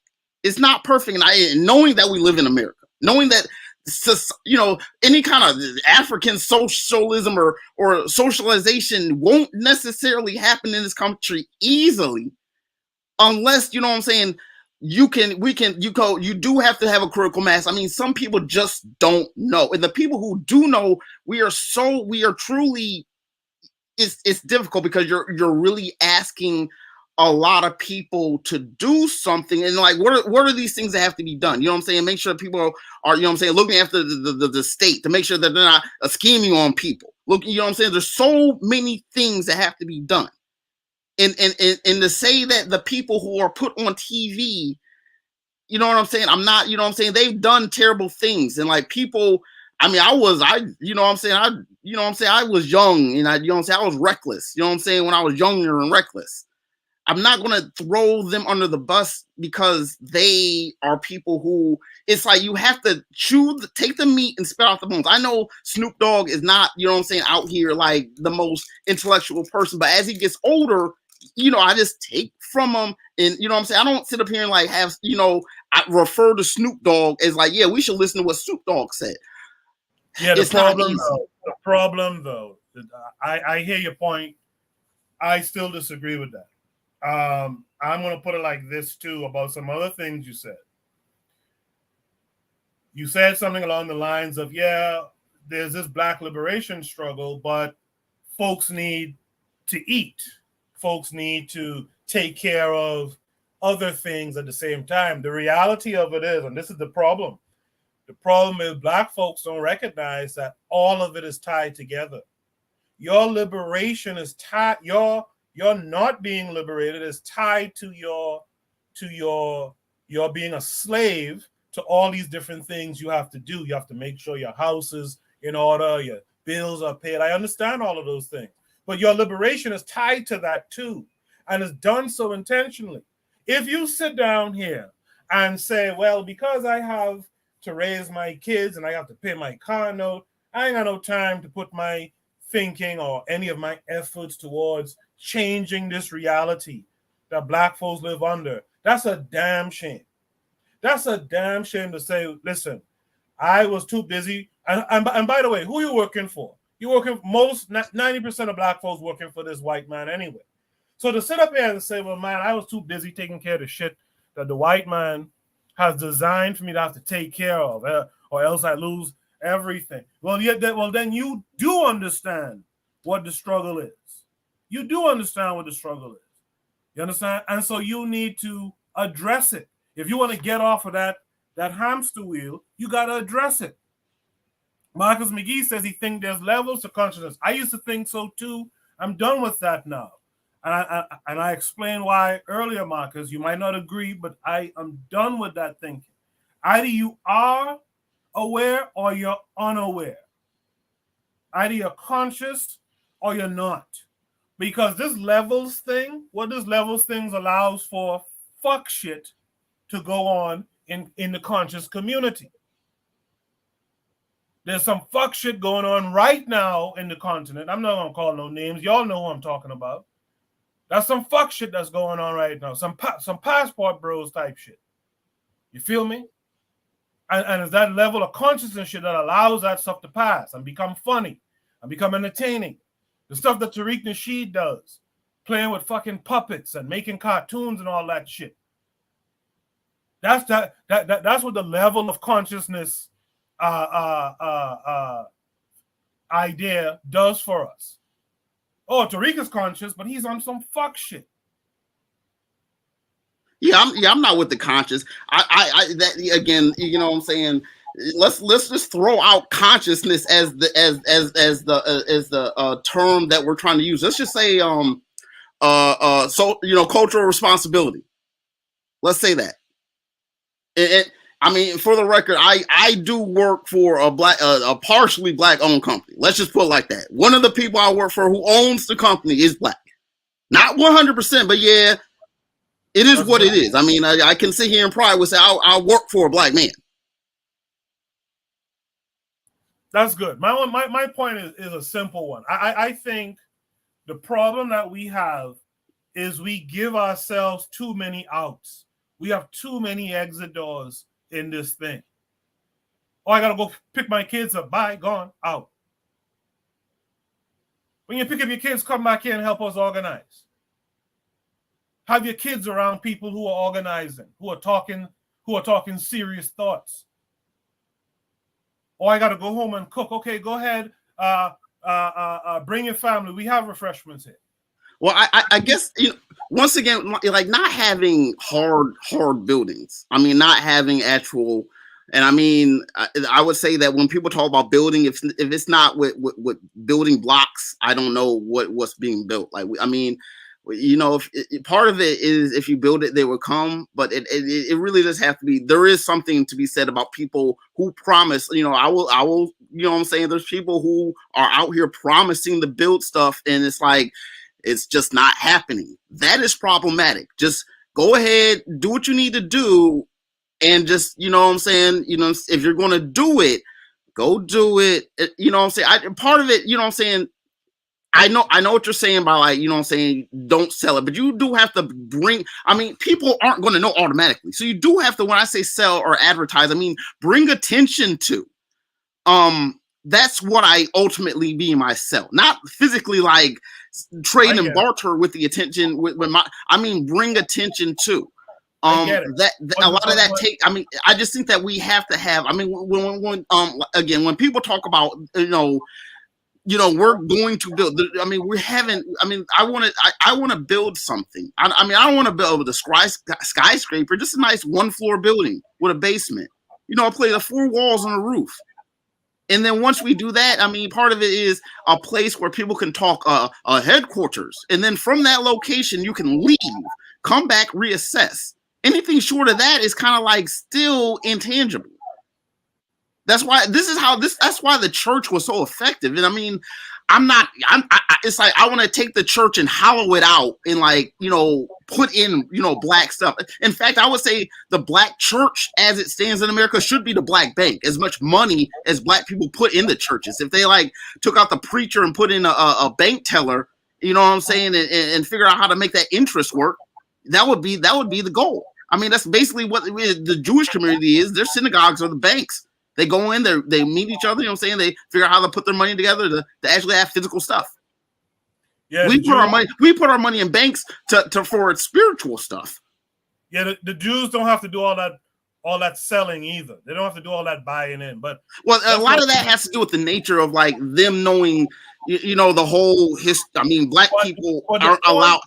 Black people aren't allowed to be as black in this country as we want to be. Like the point is, real black gentlemen. Yeah, is that it is doable. There are people who are doing it where they don't have to have all that buy-in and have to sell. But hold on a second. Let's welcome in Bwana Hagaziki. Bwana, how are you?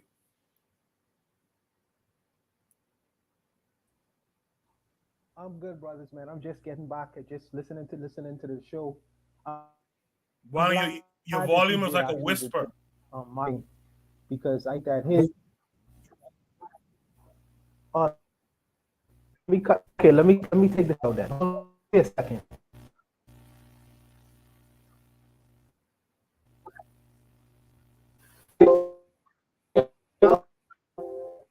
Yeah, let's give Bwana a second here to get his sound together.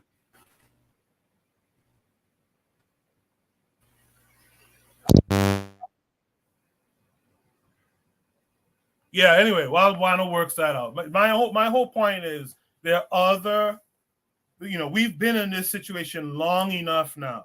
My God, how much more buy-in you have to sell to people, right? The Jews went through their shit, what was that, a 6-year period in 1945? Around that time there? Like, come on now. We have to constantly sell. But what's so interesting? While consciousness has to sell, like serious consciousness, play consciousness, this is why I'm now again. And by the way, you have to update your outlook too. My outlook used to be that there was levels of consciousness. It's not that anymore, because you have to update. You have to look at what's happening and update your thinking. right? When folks are doing play consciousness, there's 6,000, 8,000 people in the chat room. You understand? But when it's serious thought, serious discussion, you'll be lucky to find 300. Let's see if Buana has a sound together. Buana, go ahead. 1 2 1 2. Can you hear me?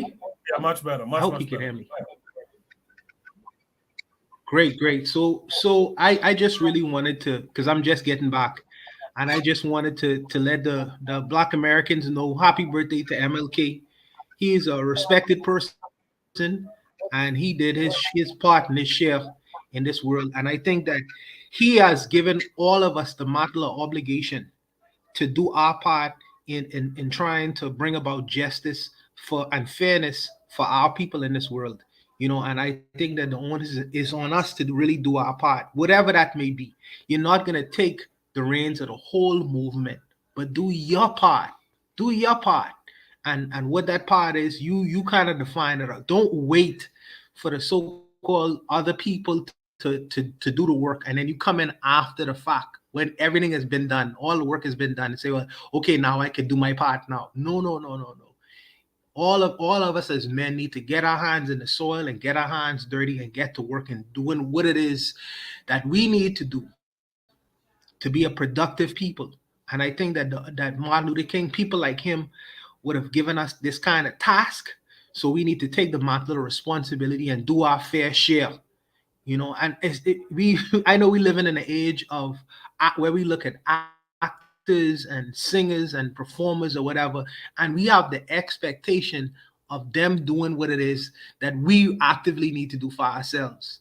And I think that I feel like that mantle of responsibility is on us. Ultimately, not our actors, not millionaires, not people who we watch on TV or worship as gods. It's the regular man on the street who Dr. Martin Luther King used to make changes in America. And it'll be the regular man on the street, black man on the street, who will do what it needs to be done to ensure that America sees the black man in a fair light, and not only in America, but the world itself.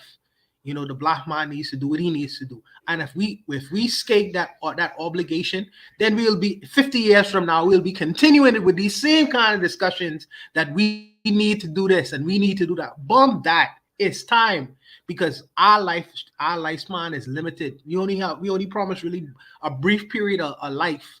So what we do with that life, which it should matter, because Martin Luther King them and come and gone, Garvey them and come and gone. What are we gonna do on the ground right now?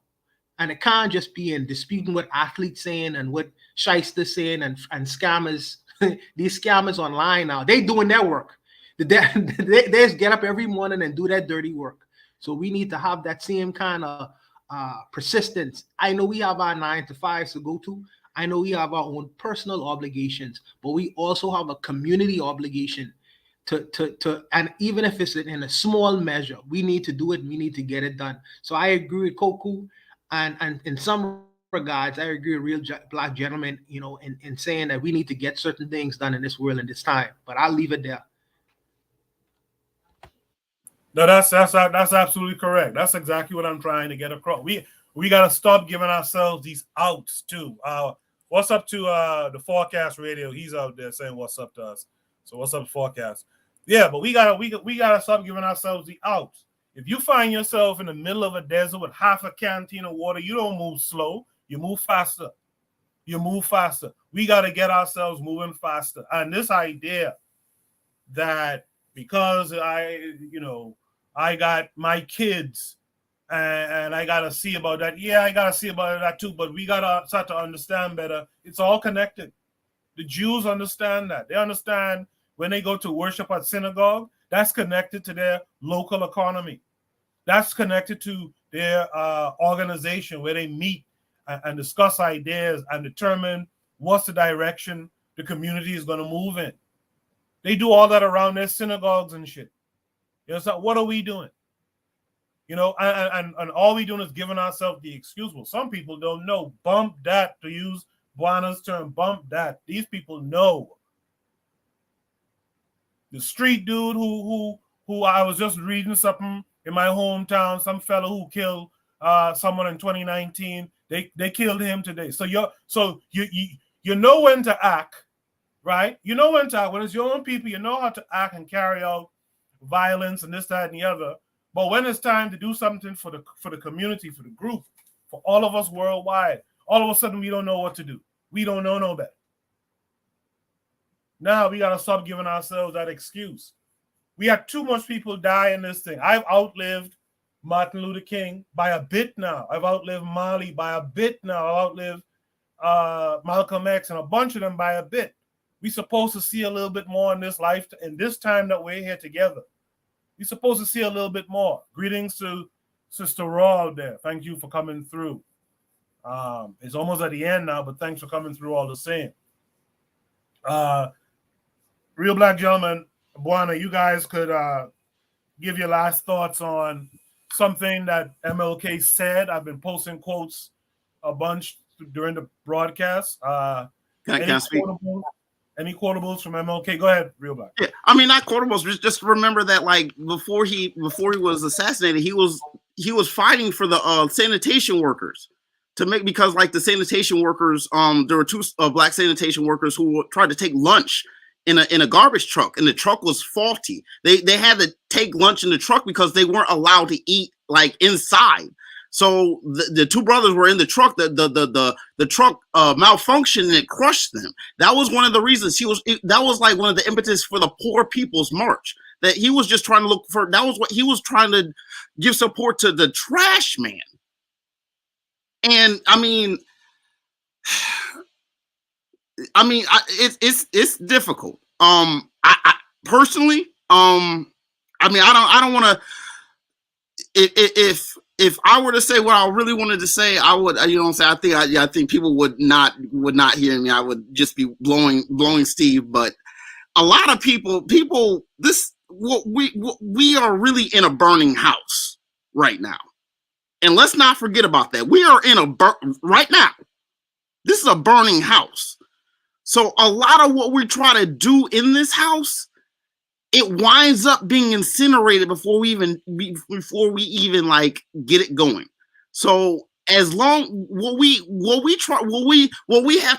organize, it can't. And unfortunately, a lot of it has to be short term. It has to be tactical organization. It has to be organization for a specific purpose. And then once that's done, we can break up. Because a lot of it is just this country is monitoring all black people. For, you know what I'm saying? We can't sit here and just do something and like act like, you know, a lot of times it's not good to be all watched and looked on because people are gonna muddy it up. And that's what happens. I'm gonna pass. Yeah, there's more to America though. That's the thing I want black folks to recognize. There's more to America, man. There's more places for black folks to set up camp, as they say, and put in the work. We keep thinking about America all the time. And I know if you're from America, you probably would think about America, but there's more to it. We are black people, we are African people. There's more to it than this stuff, man. I just hope that the people around the world see that this is what America does. Like we are in the belly of the beast, and they're going to go out there and do the same thing that they do to black people all over the world. So whatever they do to America, the best thing people generally around the world say, look, they doing that to them black people. I don't know if we need this American, this, that, and the third. Yeah, and that's a good point. That's also problematic too. But from what I understand, when you look at folks on the continent, for example, if you follow in Oni, as he's in Tanzania, stuff will happen here in America, and people in Africa ain't even business with that. They ain't checking for that, you know. So we got to understand that there's a whole other world out there where folks ain't really focused on this American thing. But the reality of it is we have to be focused on this reality thing, which is we don't design our realities. We are living in another man's idea. You understand? And his idea of us is not good in that idea. So we have to do something different. Buana, what say you?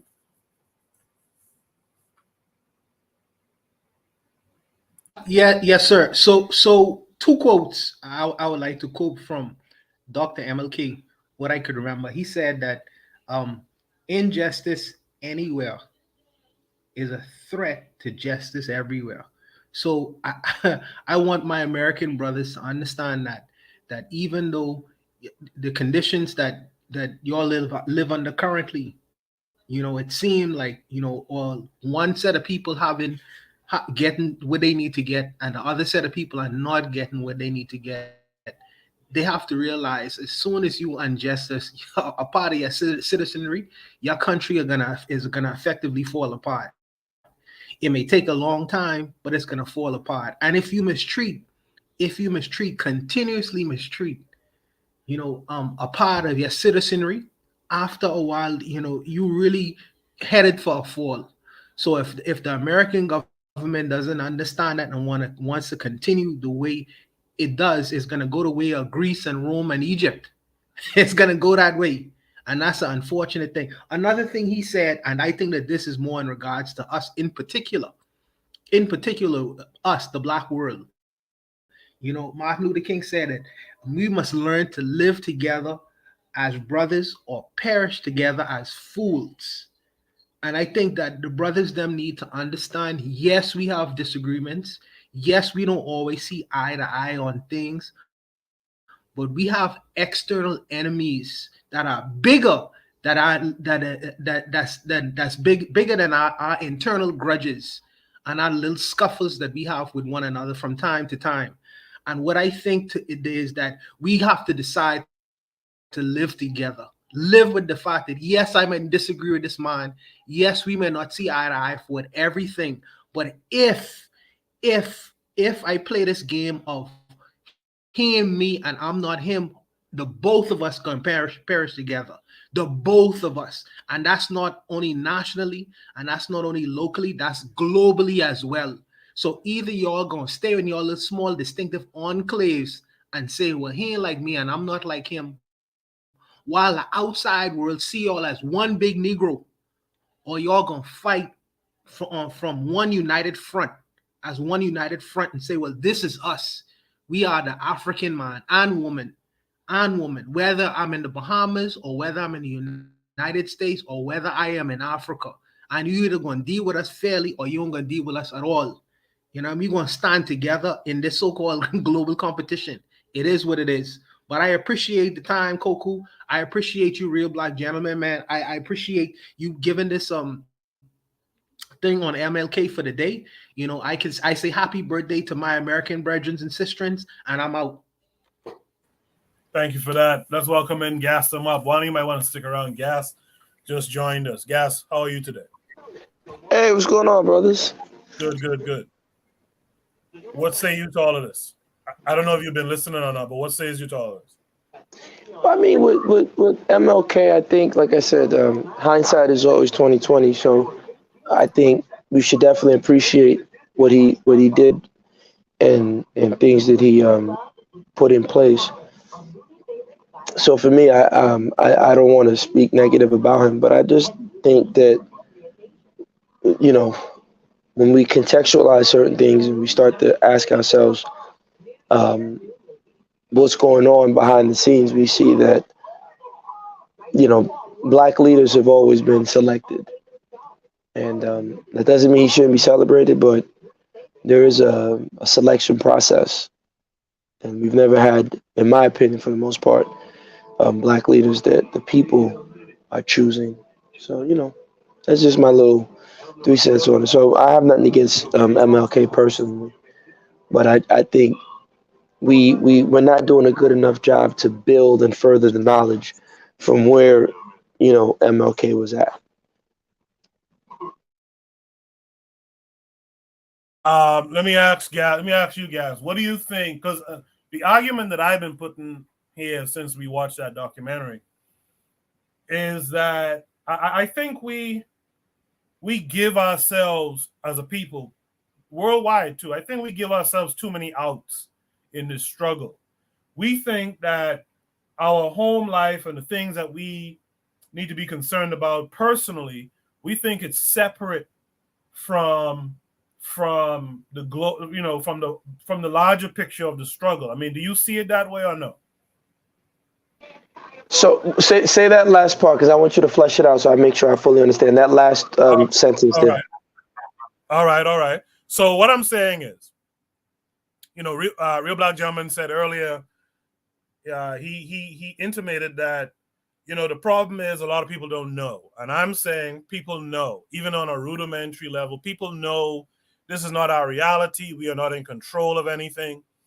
And then he said something along the lines of, you know, folks have things to do. They got to see about, they have a job to work and, you know, children to raise, or, you know, things of that nature, right? And I'm saying that all of those things are tied to this reality that we're living in, that if you can't separate it and say, well, I ain't got time to organize, or I ain't got time to try to build a different vision because I got these children to take care of. All of that is part and parcel with the struggle. All of that is related to this reality. You have those things to think about largely because of the reality that they've put you in, right? I think you put it like you're just a rhyme in a rhyme book or something like that one time, right? In someone else's rhyme book, like, because of where you are in this, because of the position they've put you in, right? All of these different things you're dealing with is part and parcel with the struggle. That's what I'm trying to say. I'm trying to see if you think that they're different, that, yeah, people can't organize because they're too busy taking care of things in their lives, this, that, and the other. I'm trying to say we got to stop giving ourselves these outs and really get down to work, roll up our sleeves and get to work, get to thinking about how we change this shit. We've been going through this shit for too long. What say you? Yeah, so I agree with you. That is part of the struggle, but I wouldn't necessarily. I think part of the problem, at least for me, is like I can't carry. You know, carrying people along is problematic, right? I think when we look at Malcolm X or Martin Luther King or whoever, I think they've served their purpose, right? They've presented the ideas, and it's up to us to build off those ideas as best as we can. I can't task a grandmother or a single mother to be the best Garveyite or to, you know, engage in philosophical thinking. That's not fair to her. That's not fair to them. Her priority is to feed her children as best as she can within whatever realm of blackness, hopefully, you know, under that, right? So I'm not so harsh on people in that. I am harsh on the people who present themselves to say that we're intellectuals or we are going to speak up in an intellectual manner for people that look like you and I, right? And when they're not realizing that a lot of things that they're expressing or expounding upon are rehashing certain ideologies that come from the people we say we're trying to escape, that's where I throw my you know, my line in the sand, and I say, okay, Lynn, let's put these cannons to test out the strong idea. And so for me, that's where I'm at, like, because, you know, is it fair to ask, like I said, a single mother or a guy who got to work, you know, double shifts as a sheriff or something, to follow along with something that he might not be able to feed his family if he takes that ideology to the job, you know? So I don't know. No, I'm not asking for anyone to take an ideology anywhere. I am saying that everyone, even the granny, because what's the old African saying that when an elder dies, is like burning a library. Granny has knowledge, Granny has insights, Granny has thoughts. She's seen things, right? And we out here trying to get organized, and get an understanding of what we can do to change our situation. Granny is useful. And if Granny got to take care of, if Granny got to look over some children, bring them to the organization and let them play over there while we sit down here and talk and reason out what we got to reason. There comes a point, and I think this is the bottom line question. And by the way, we're not going to stay here too much longer. It's 6 minutes to 2 hours. So at 2 hours, I'm going to stop. But we have to really seriously ask ourselves one fundamental question. And that question is, are we trying to get out of this situation? Are we trying to get out of this situation, or are we just trying to stay in it and do better, do a little bit better while in the situation? See, me personally, I'm thinking we need to get the fuck up out of it. And so we got to if we got to get up out of it, we got to go put that work in. Go ahead. Well, I was just going to say, like, it's like programming, right? So you can't replace a person's program. You can't replace Microsoft Word for someone's computer without Google Docs, right? So you have to give them a replacement. And to be honest, if you don't have the force to force a mass of people to go along with it, then it becomes problematic. So that's why, for me, just me personally, I'm not worried about the mass of people. It's for those who get the frequency, and they should be able to, or they can take that frequency and create institutions and create, machinery or some sort of mechanics that the larger people can now engage with. Just the same way Isaac Newton and these European philosophers, they took philosophies that they had, and then the practical engineers built and expanded upon those philosophies that they came up with. Okay, I feel you on that. I don't know if that really answered the question, though. Are we trying to get out of this, or are we just trying to cozy up and individually get better,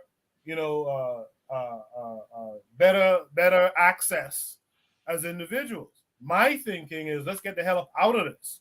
And to get up out of it, and I think, and this is no disrespect to you, Gas, or anyone else, but I think what it really comes down to, I think Black folks just don't want to put in the work, man.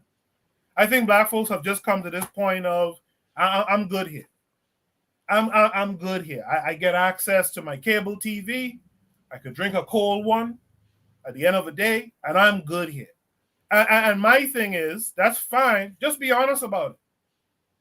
Just say, listen, you guys, MLKs, Malcolm X's, you guys who have been dying for a cause, don't do that no more. Don't worry about it no. We're good.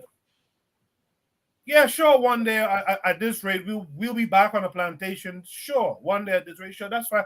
We'll deal with that one. Or those people will deal with it, because that's how I think Black folks think too. Black folks don't think of our future as our people. We think of them as those people.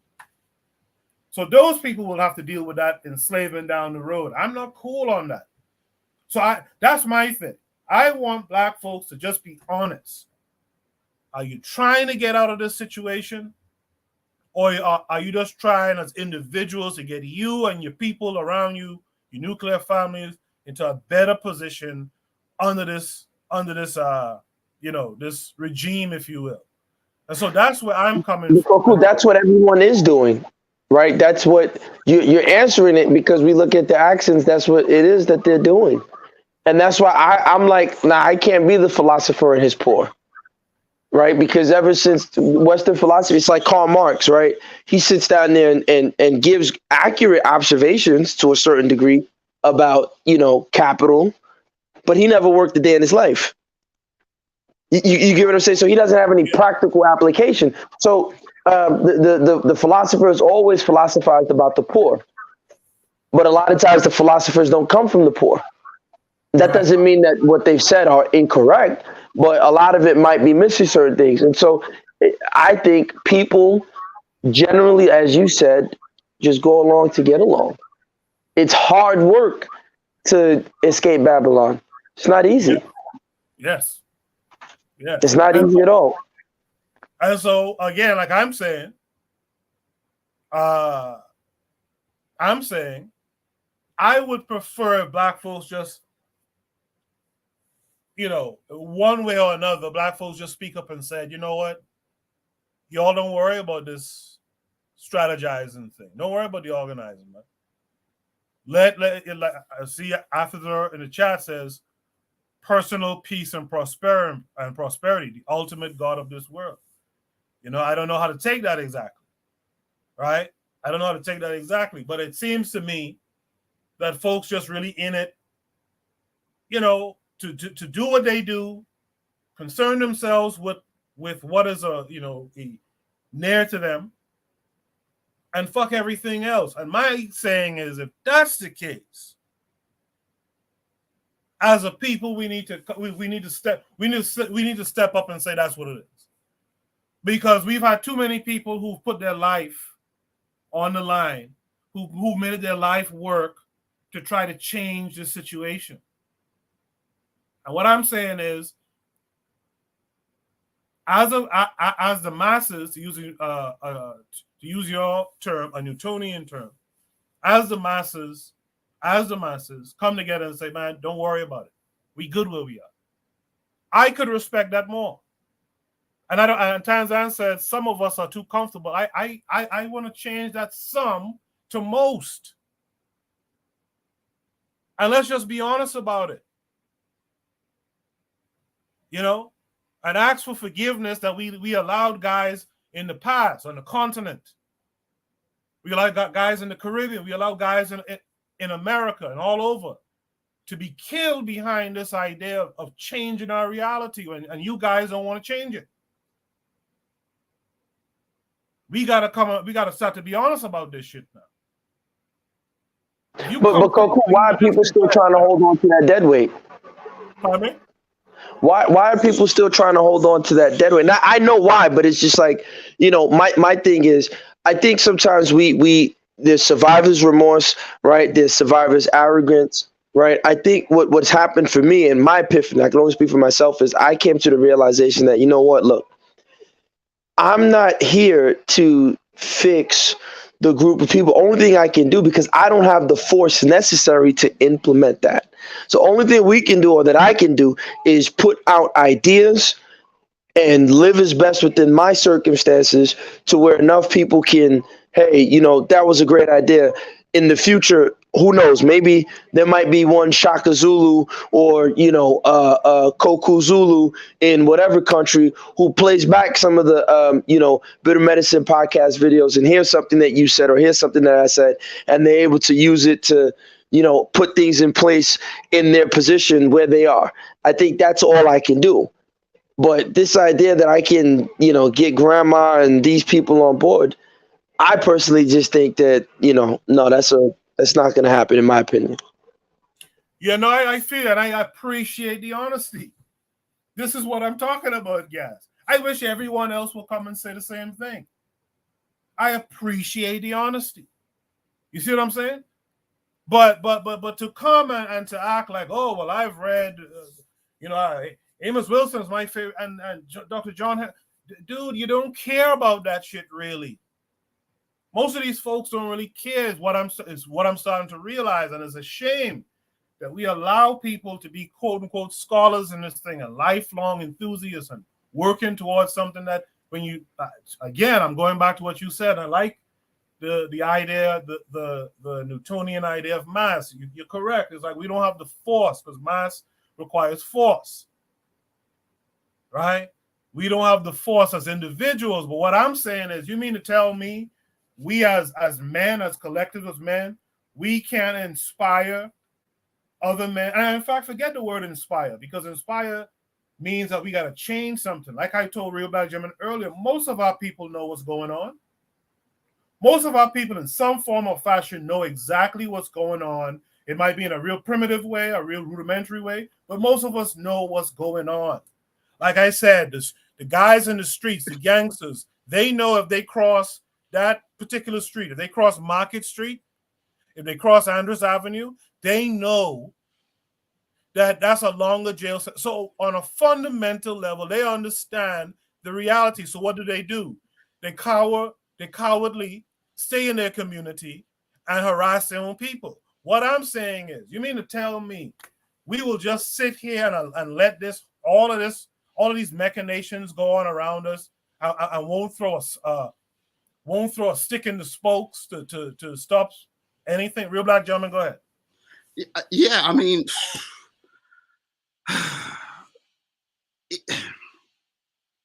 again, I don't know how to say it because it is frustrating. I wish I could go. I mean, real black. Yeah. Make your statement.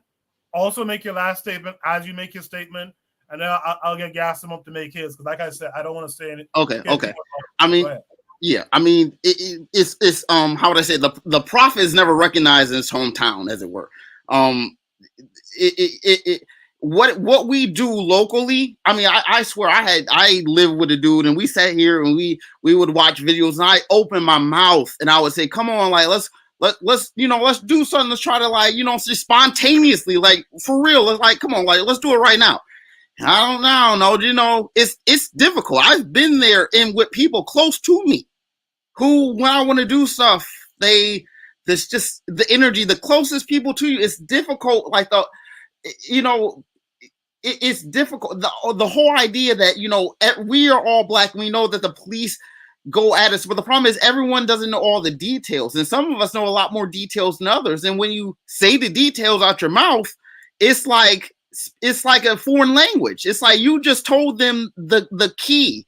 And to them, it's like, that's a whole bunch of sand. What did you just say to me? I just told you the key. I just told you, I feel like and the problem is like, if I were in the situation to put everyone in the room, sit everyone down and to do what I want them to do, that's what my biggest fear is, because it would take months to get those people to really see what it is that I'm just in my head. And it's not about I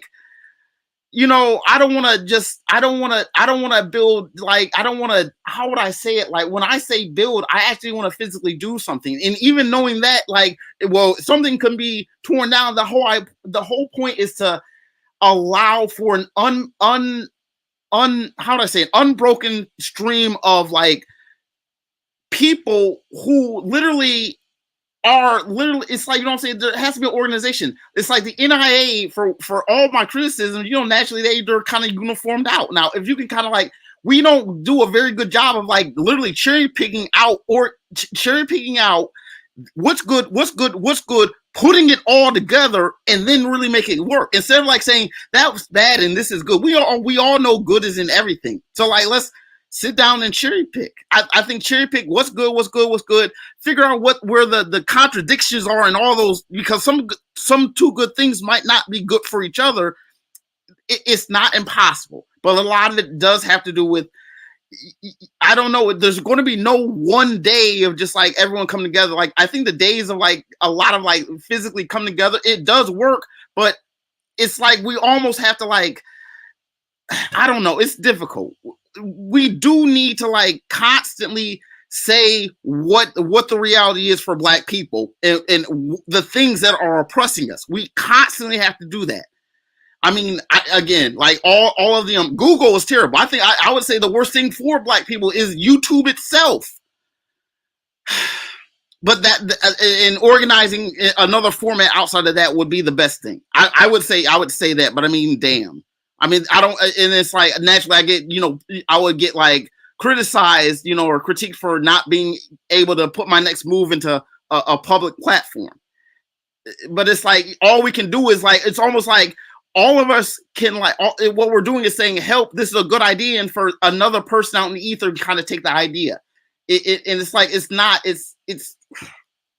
I hear your frustration, sir. I do. I wish we could just form Voltron. I'm a pass. No, I appreciate you, real Black gentleman. And Buana's been giving you some advice. Just act on your idea. Now, what I'll tell Buana is I think Black folks deal in too much sloganism sometimes. A lot of times, actually. I think Black folks deal in too much sloganisms of, oh, just do it. If you build it, they will come. And that's, to build something is very, very hard to do. I'm not discouraging it, because as you see, I try to put in some work in my own way here.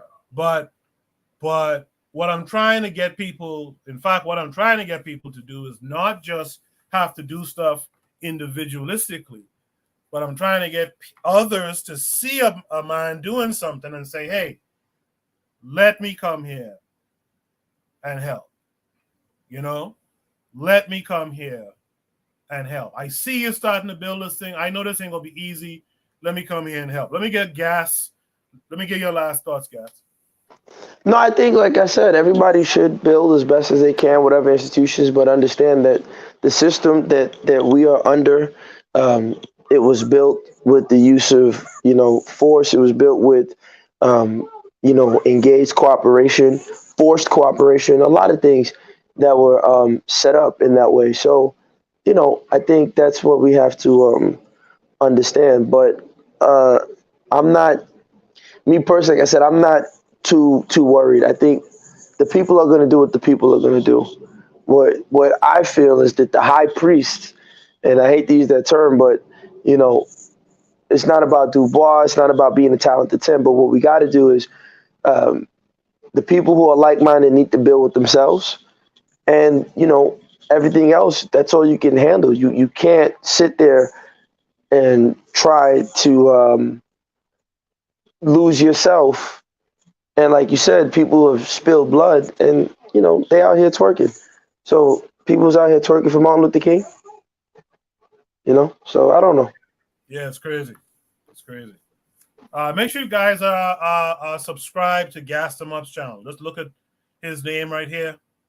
Let me put it up so people can see it. Look at Gas Them Up's name. Shit, how do you do this? Okay, look at Gas Them Up's name. And subscribe. He has a show that he does with Tanzan African Mind, who's in the chat, and Jose. The three of them usually come on Shoot the Breeze as well. They have a show called The Black Pentagrammers. Check out their content. Very good stuff. Real Black Gentleman has become a regular around KWAZ Radio on different shows. He sometimes shows up in the chat room for the Black Pentagrammers, so shout out to him. So that was my presentation. I showed the documentary on the assassination of MLK. It got into a good discussion at the end. If you missed it, go back and just watch the documentary itself. And in the meantime, I should be back on Saturday. I put out a short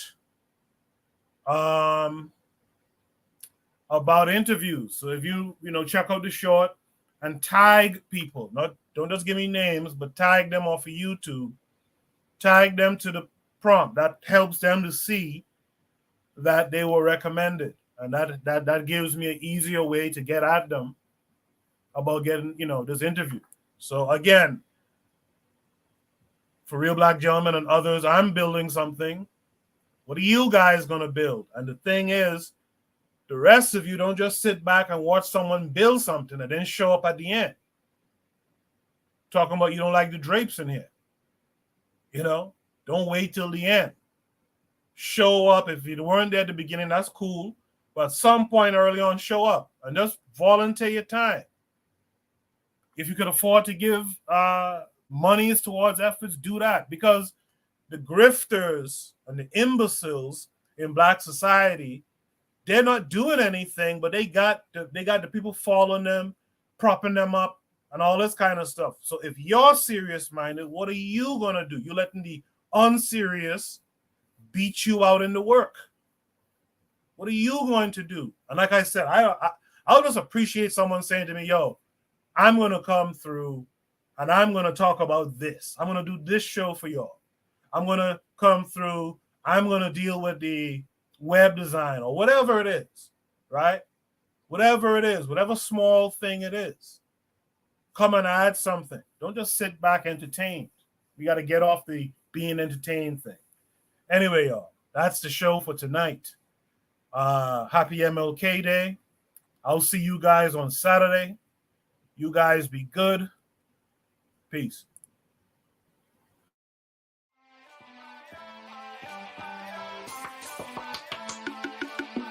Thanks for listening to the Bitter Medicine Podcast with your host, Koku. If you like what you just heard, we hope you pass along our web address, bitamedicineblogs.com, to your friends and colleagues, and share our show to all your social media. Be sure to check out our archive section on our website for previous podcasts. This has been a KWAZ radio production. Join us next time for another session of the Beta Medicine Podcast. Follow us on Facebook at Beta Medicine Show, Twitter, Beta Meds, Tumblr, Beta Meds, Instagram, Beta Medicine.